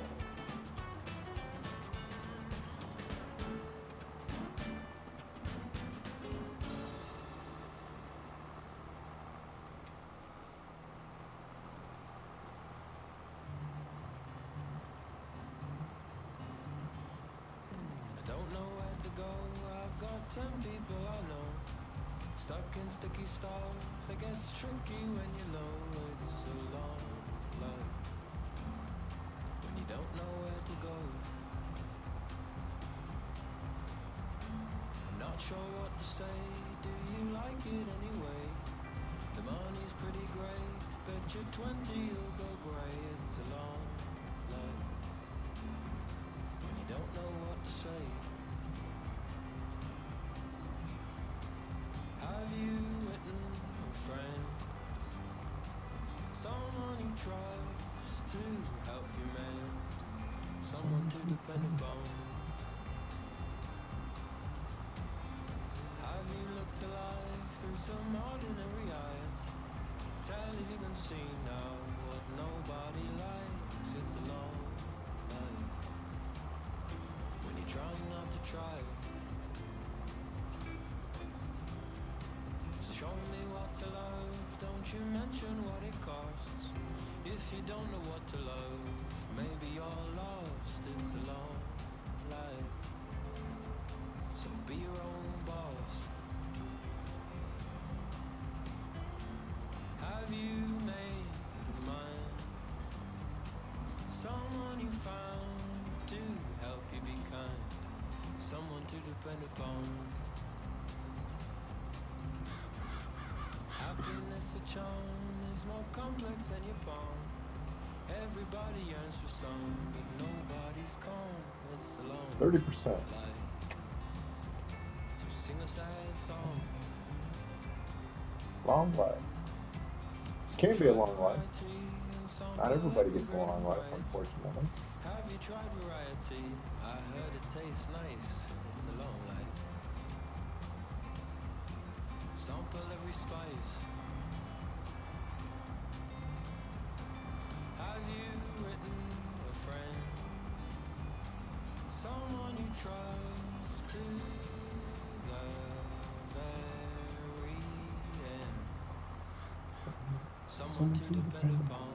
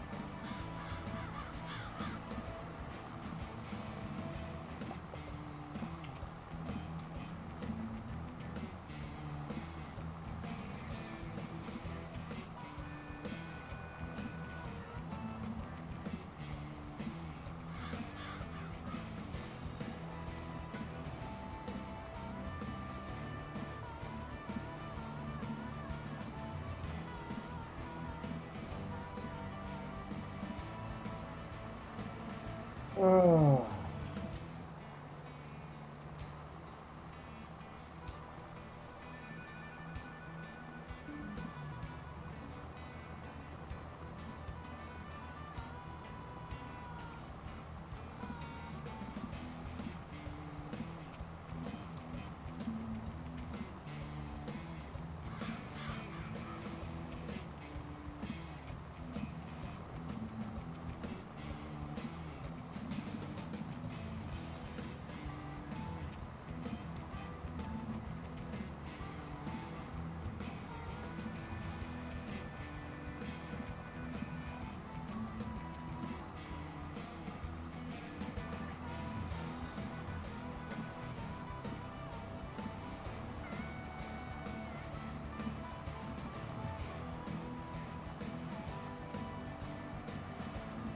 Alrighty. Yeah, getting this field done pretty quick. A lot quicker than it was to harvest it.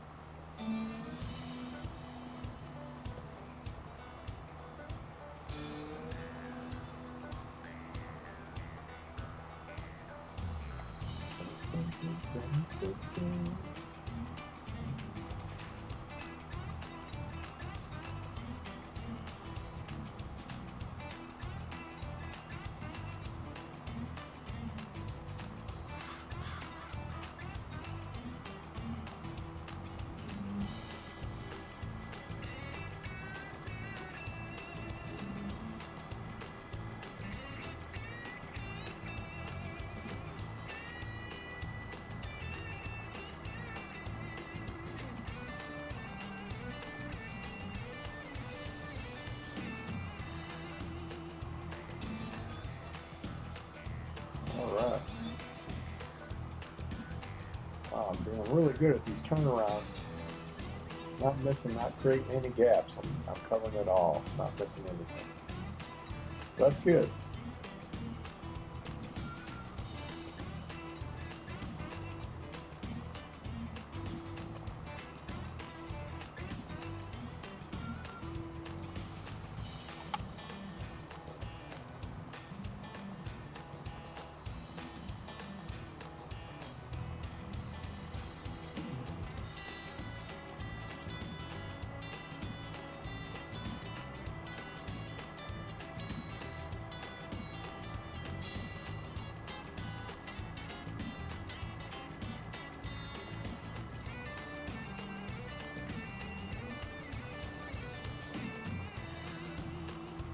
Cruising right along.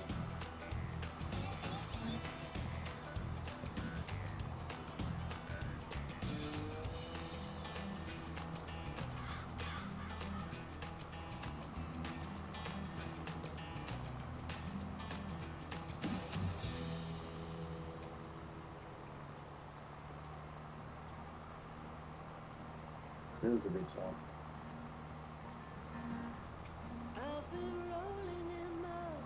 You said I'm telling you I will leave, honey, if you want me to. All along the no right, roll your eyes sky high for my delight, and kissed my hand as the radio roared, boasting about his conquests abroad. Oh, your heart's some, but you're weak. I glaze over when you speak. But man, he's off again in all his raging glory. And that sad, sad story. Lay your loving on me again.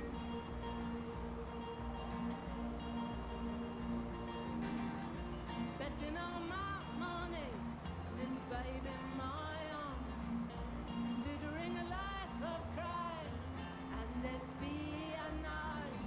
Though I shot you out, it seems you're trespassing on my dreams. Oh, who could stand the chance against your raging glory and that sad, sad story? Lay your love on me again.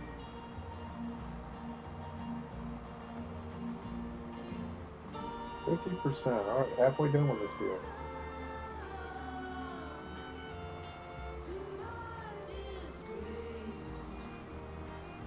you rest my heart. I rest my case.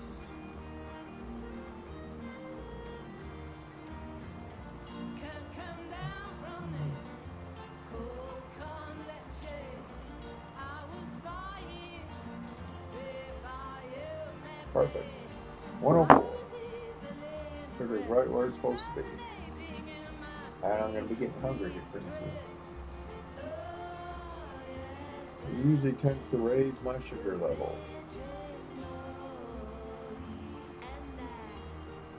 Got out of the Marine Corps in April of 1990, and 11 years later, in June of 2001, I was diagnosed with type 1 diabetes.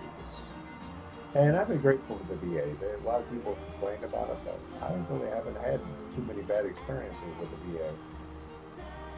They, helped me out big time.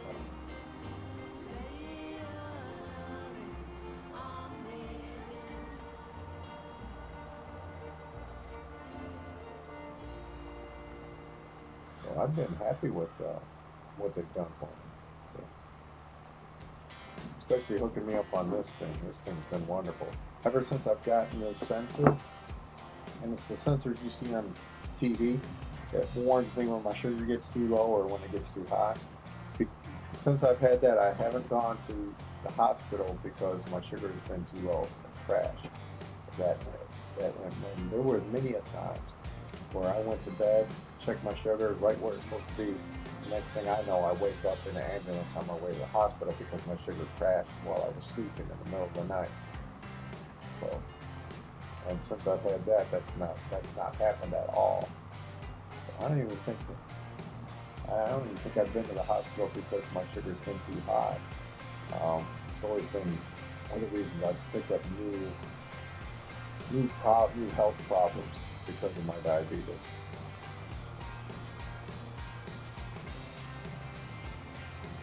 But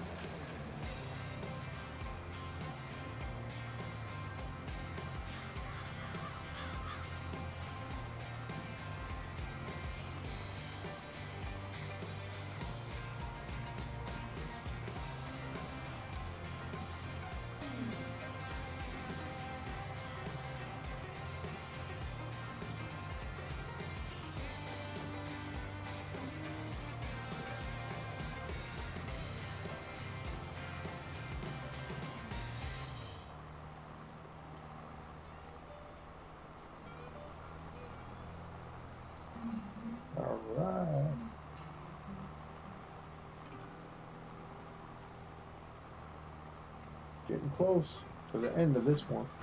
Woo. And pick up that plow and start plowing those fields under. I just don't think it's worth leasing the equipment I need. I mean, one's going to cost $43,000 to lease that cotton. I don't think I'm going to get the money that I need to pay for that out of it. The one thing if I was thinking about doing severe cotton growing afterwards, but I'm not. Never really been a cotton picker.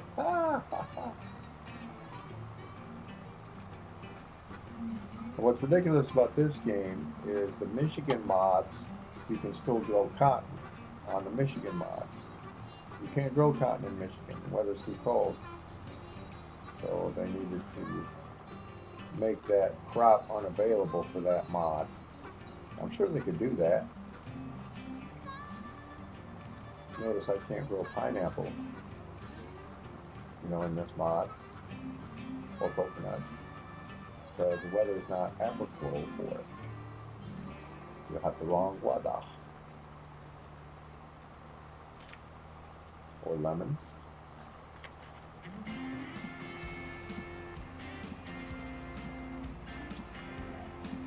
That's nice and color. I like this stuff.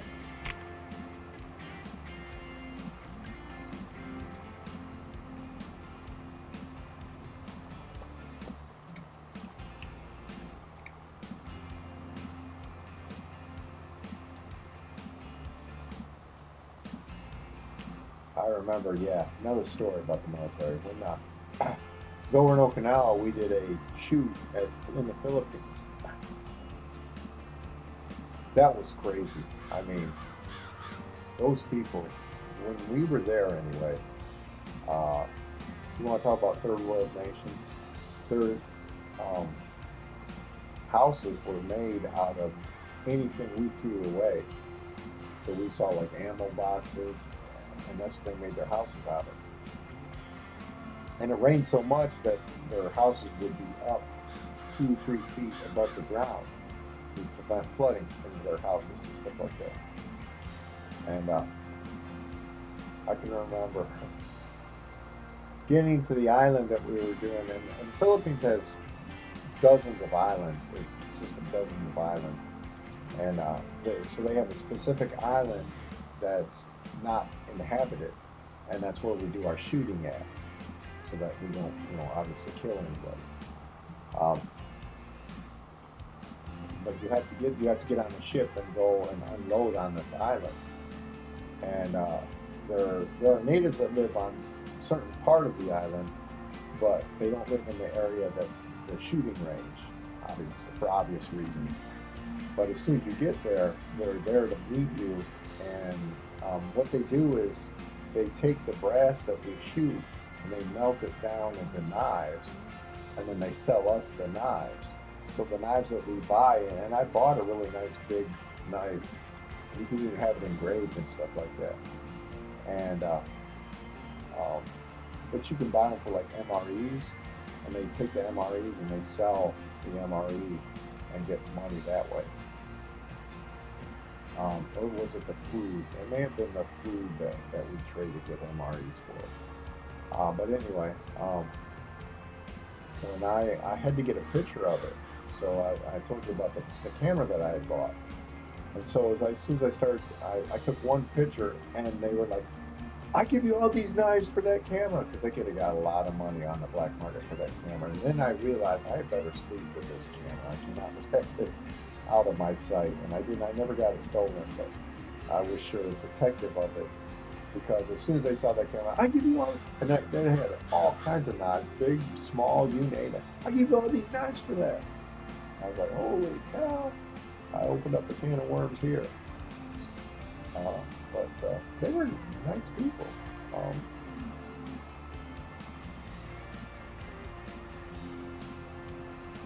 They were nice people in a really, I guess, a really bad situation. It's like they were making the best of the situation, because they were just trying to survive. That's all they were trying to do. Tried to feed their families, and you could see evidence of some of the, because the girls would be what we call bush bunnies. So they were trading their body for um, sex, and you could see evidence that some of the children were former were Marines or fathers of Marines. So you could definitely see that in some of the children, um,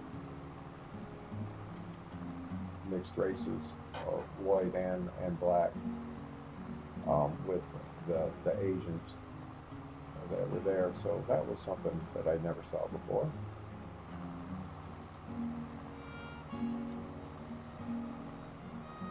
But what can you do?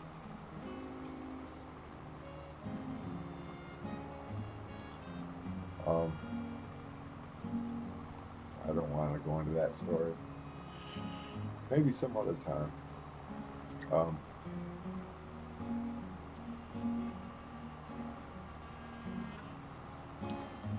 I remember when we pulled in the Philippines, they told us not to go anywhere by ourselves. Did I listen to that? No, I didn't. I went everywhere by myself. They said don't go anywhere with groups of less than 3 people. I'm so lucky that nothing happened to me. And I could have been falsely accused of a crime and thrown in jail. And I just wanted to get drunk. But I risked a lot, and I didn't really realize what I was risking. Um, and the NPA was there at the time, the New People's Army. It was a communist organization trying to throw the Americans out and establish a communist regime there in the Philippines. So they were called the NPA, New People's Army, and they would sometimes attack us. And they would sometimes kill American servicemen and kidnap them too. That's why they told us not to go anywhere in groups of less than 3 people.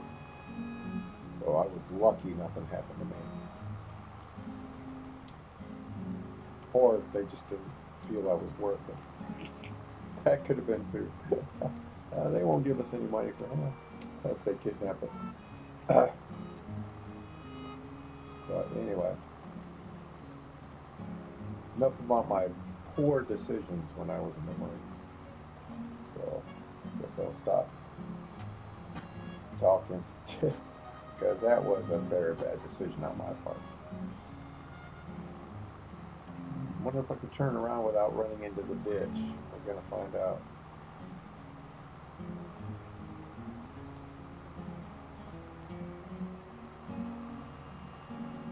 Yeah, I can't. Look at that. Ooh, doggy. But yeah, that was something else going to the Philippines. And it wasn't just the Philippines, because we went to Hong Kong on our way to the Philippines. So we stopped in Hong Kong. That was incredible. I actually took out a $600 loan from my bank just so I could party. Because we docked in Hong Kong for like a whole week. And that was, and then China was trying to, because at that time Hong Kong was a British colony, and China was trying to annex it into the communist Chinese, and so there were protests, and they told us not to get involved in these protests, because every time we hit a foreign border, there was always a briefing on what to do and what not to do, and they said don't, carry signs and get involved in these protests. So, because you're looking like America was back in, whatever that was they were protesting for or against. So,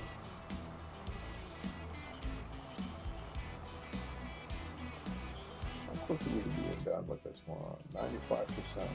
All right, almost done. I'll go pick up my plow and start plowing those fields under. Or call it a night. Might want to call it a night. It'll be not just calling it a night, but calling it a month, because jump into September.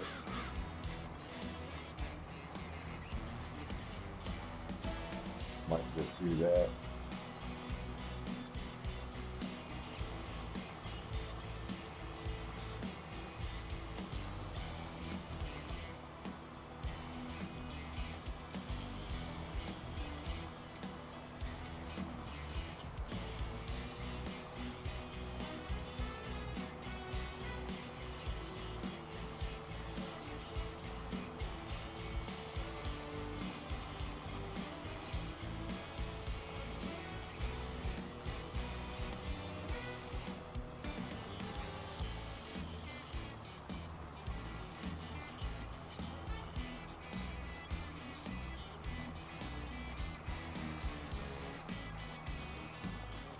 We'll get the headland here, get the edge of it done, and come back and finish it up.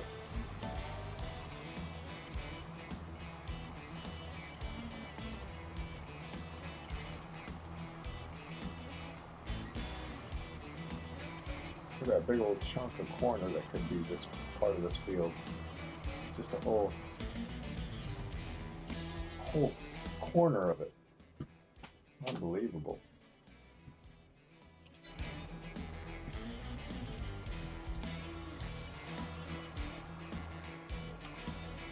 All right, field is done.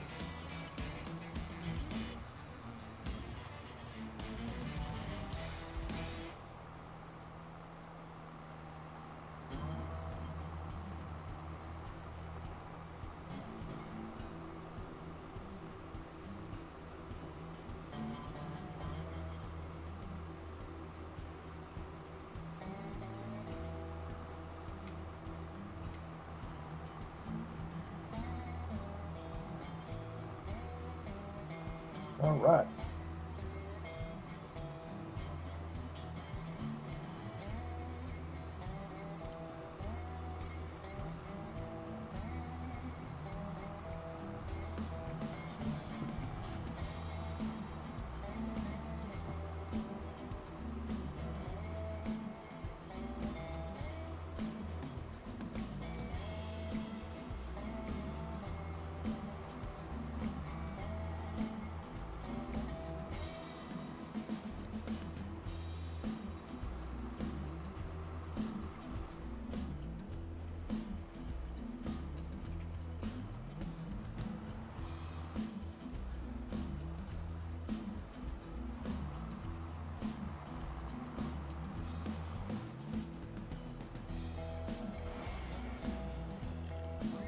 Needs plowing, yep, certified.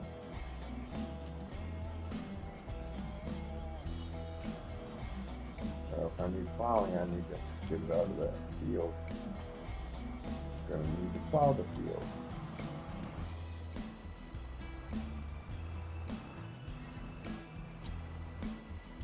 Oh, we want a bale, come on. Bale that field. Need that straw.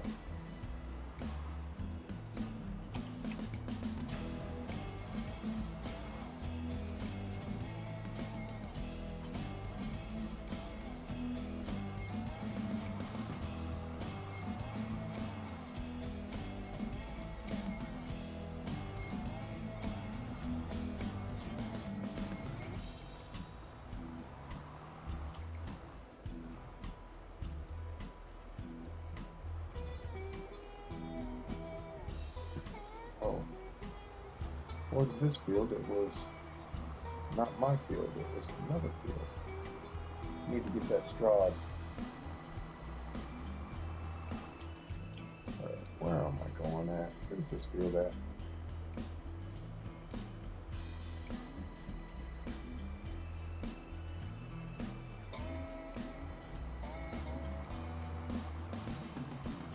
Go down this way. All right.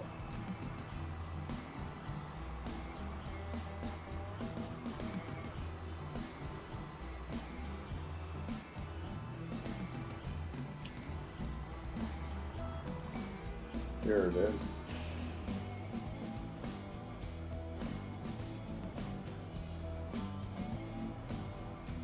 Oh, crap.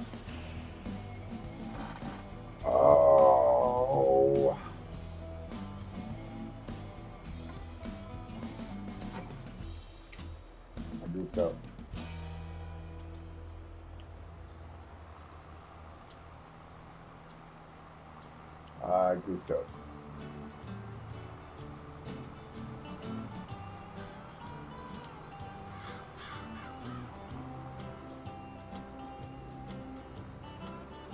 Right. This is the cotton that I'm going to plow under.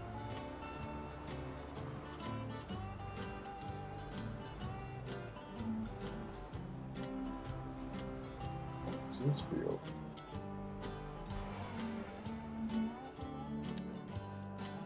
That's cotton too.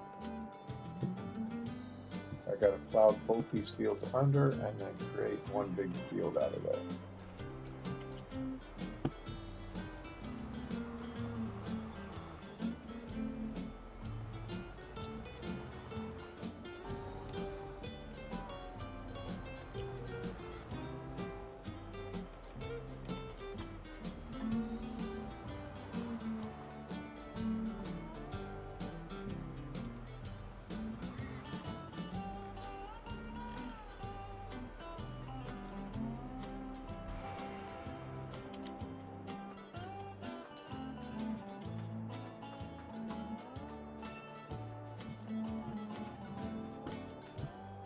I don't have a washer, do I?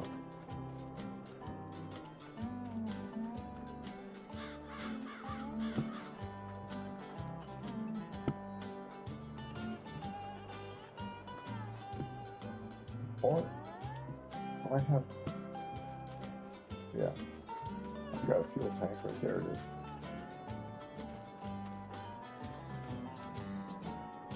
All right.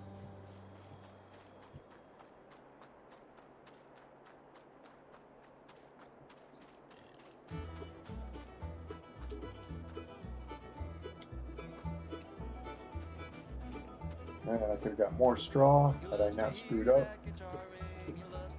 Oh, that was horrible.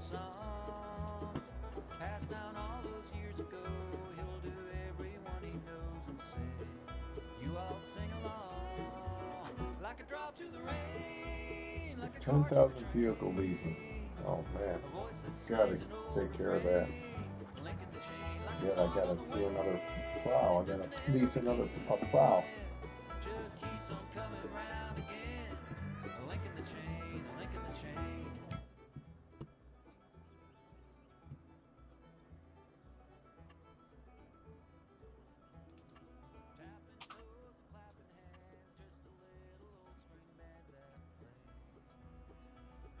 Wow. All right, let's lease a plow.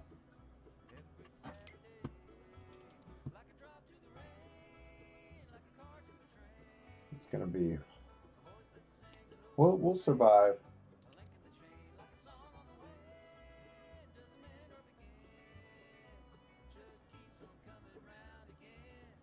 But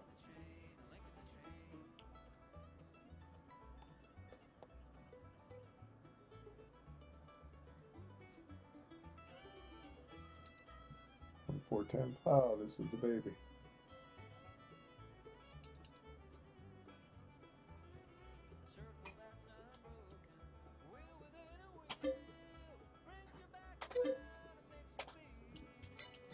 Drop to the rain like a car to a train. A voice that sings an old refrain. A link in the chain like a song on the way. Doesn't end or begin. Just keeps on coming round again. A link in the chain. Yeah, it keeps on coming round again. A link in the chain. A link in the chain. Yeah.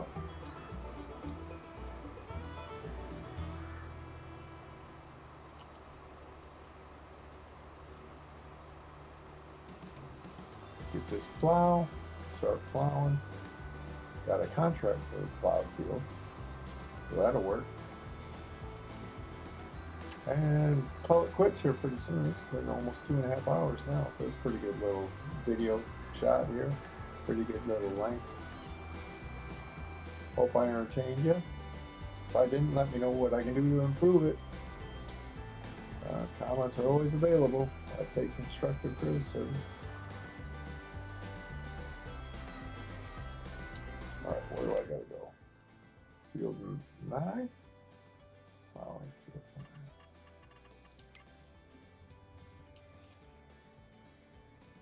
9. All right.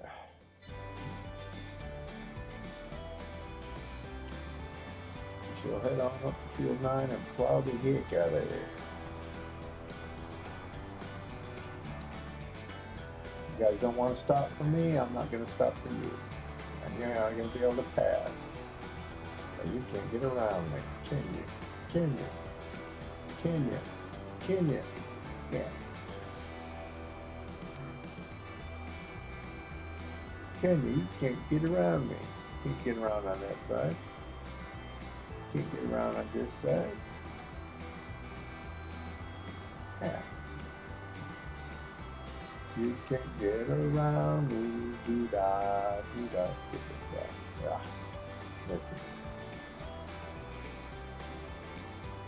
Gotta plow that field, the 2 cotton fields. Oh, that was just horrible.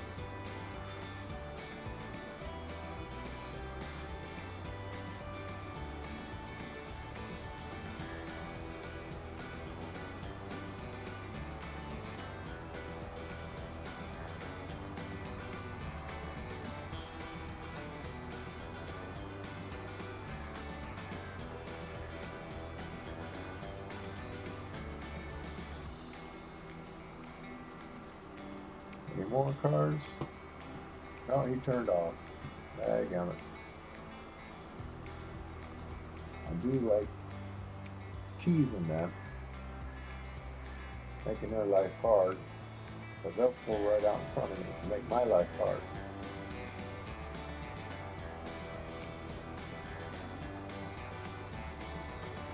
So I wonder what Farming Sim 23 is going to be like. What changes they're going to make? Or are they going to keep the same? They need to make an all John Deere edition where everything is John Deere, including the mailbox. They could make a John Deere mailbox.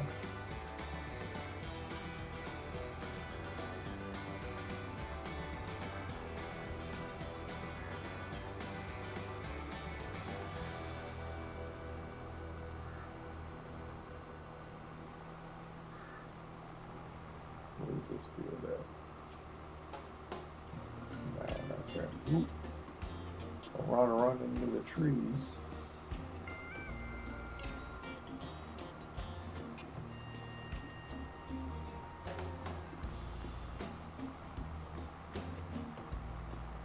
That's it right there.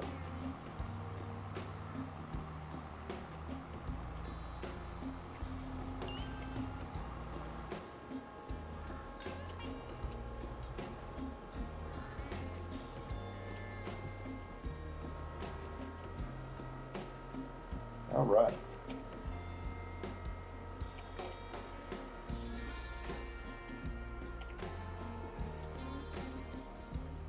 Hometown ladies plowing fields, doo-dah, doo-dah. John Deere plow is 5 miles long, oh, doo-dah. Forget that. That was horrible. Sorry. Sorry I had to introduce you to it, to reveal you to it, to expose you to that. That was horrible. Just admit it. That was horrible. Alright, this field it won't take too long to get this field done. Look at that.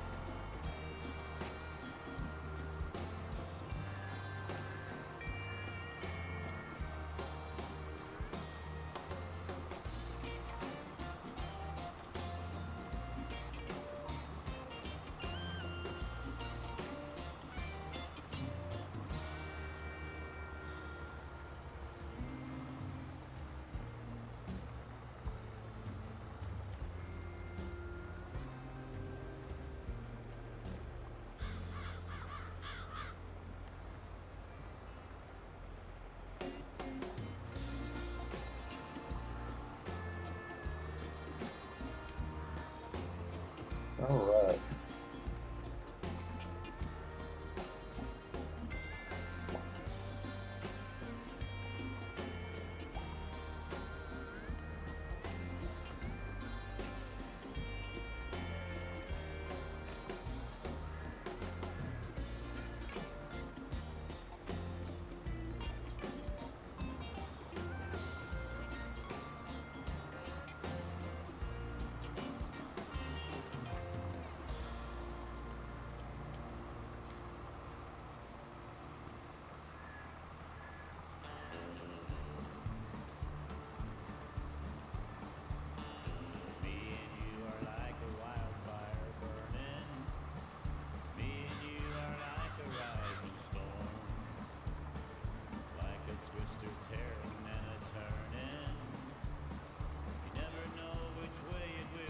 Yeah, this field will be done here really quick. Probably call it quits after that.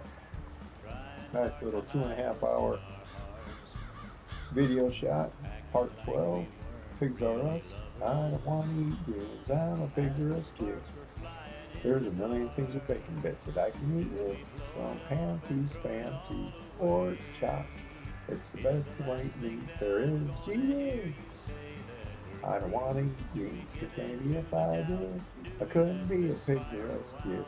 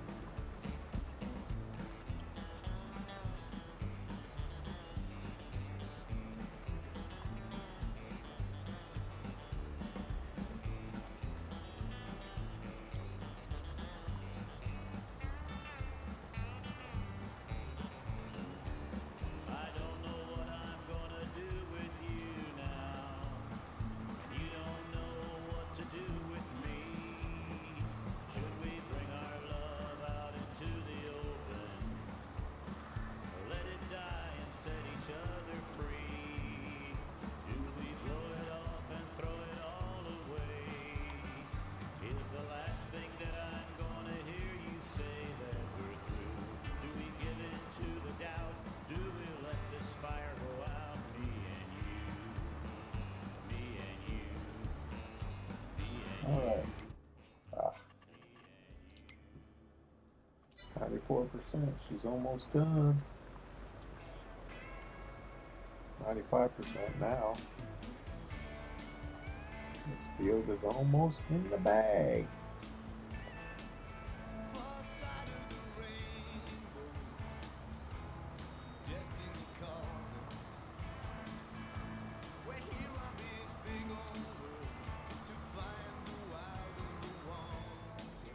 It's done.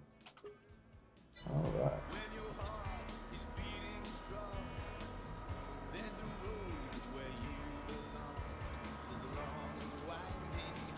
Go ahead and take it back to the farm, and then we'll end the video there. This way. Okay.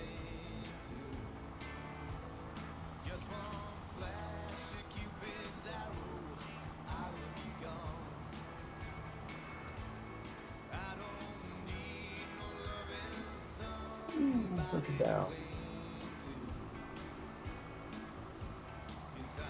Oops. Oh, look at that. I think will this fit through the bridge? Oh, I don't think so. Better not try, better go around it. Notice they got a path to go around it. I don't think that'll fit through that barn, that bridge. Meow. All right. Fun, fun, fun. Got the sign. Took it out big time. Pick up the stop sign. Lay it out in the street. Yeah, we're looking good.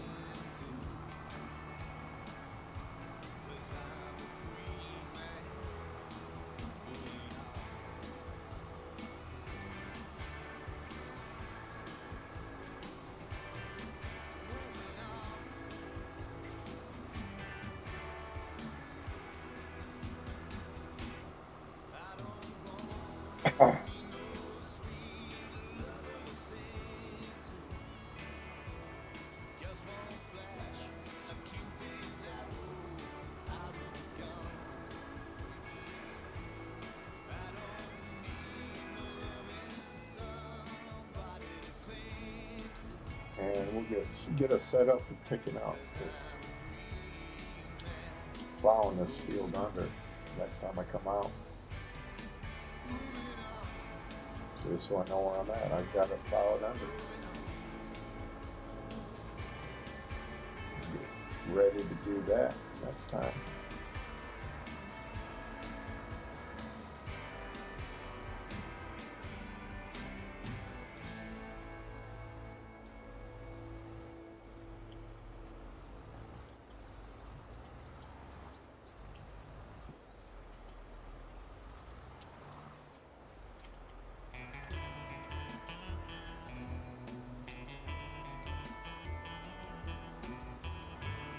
All right.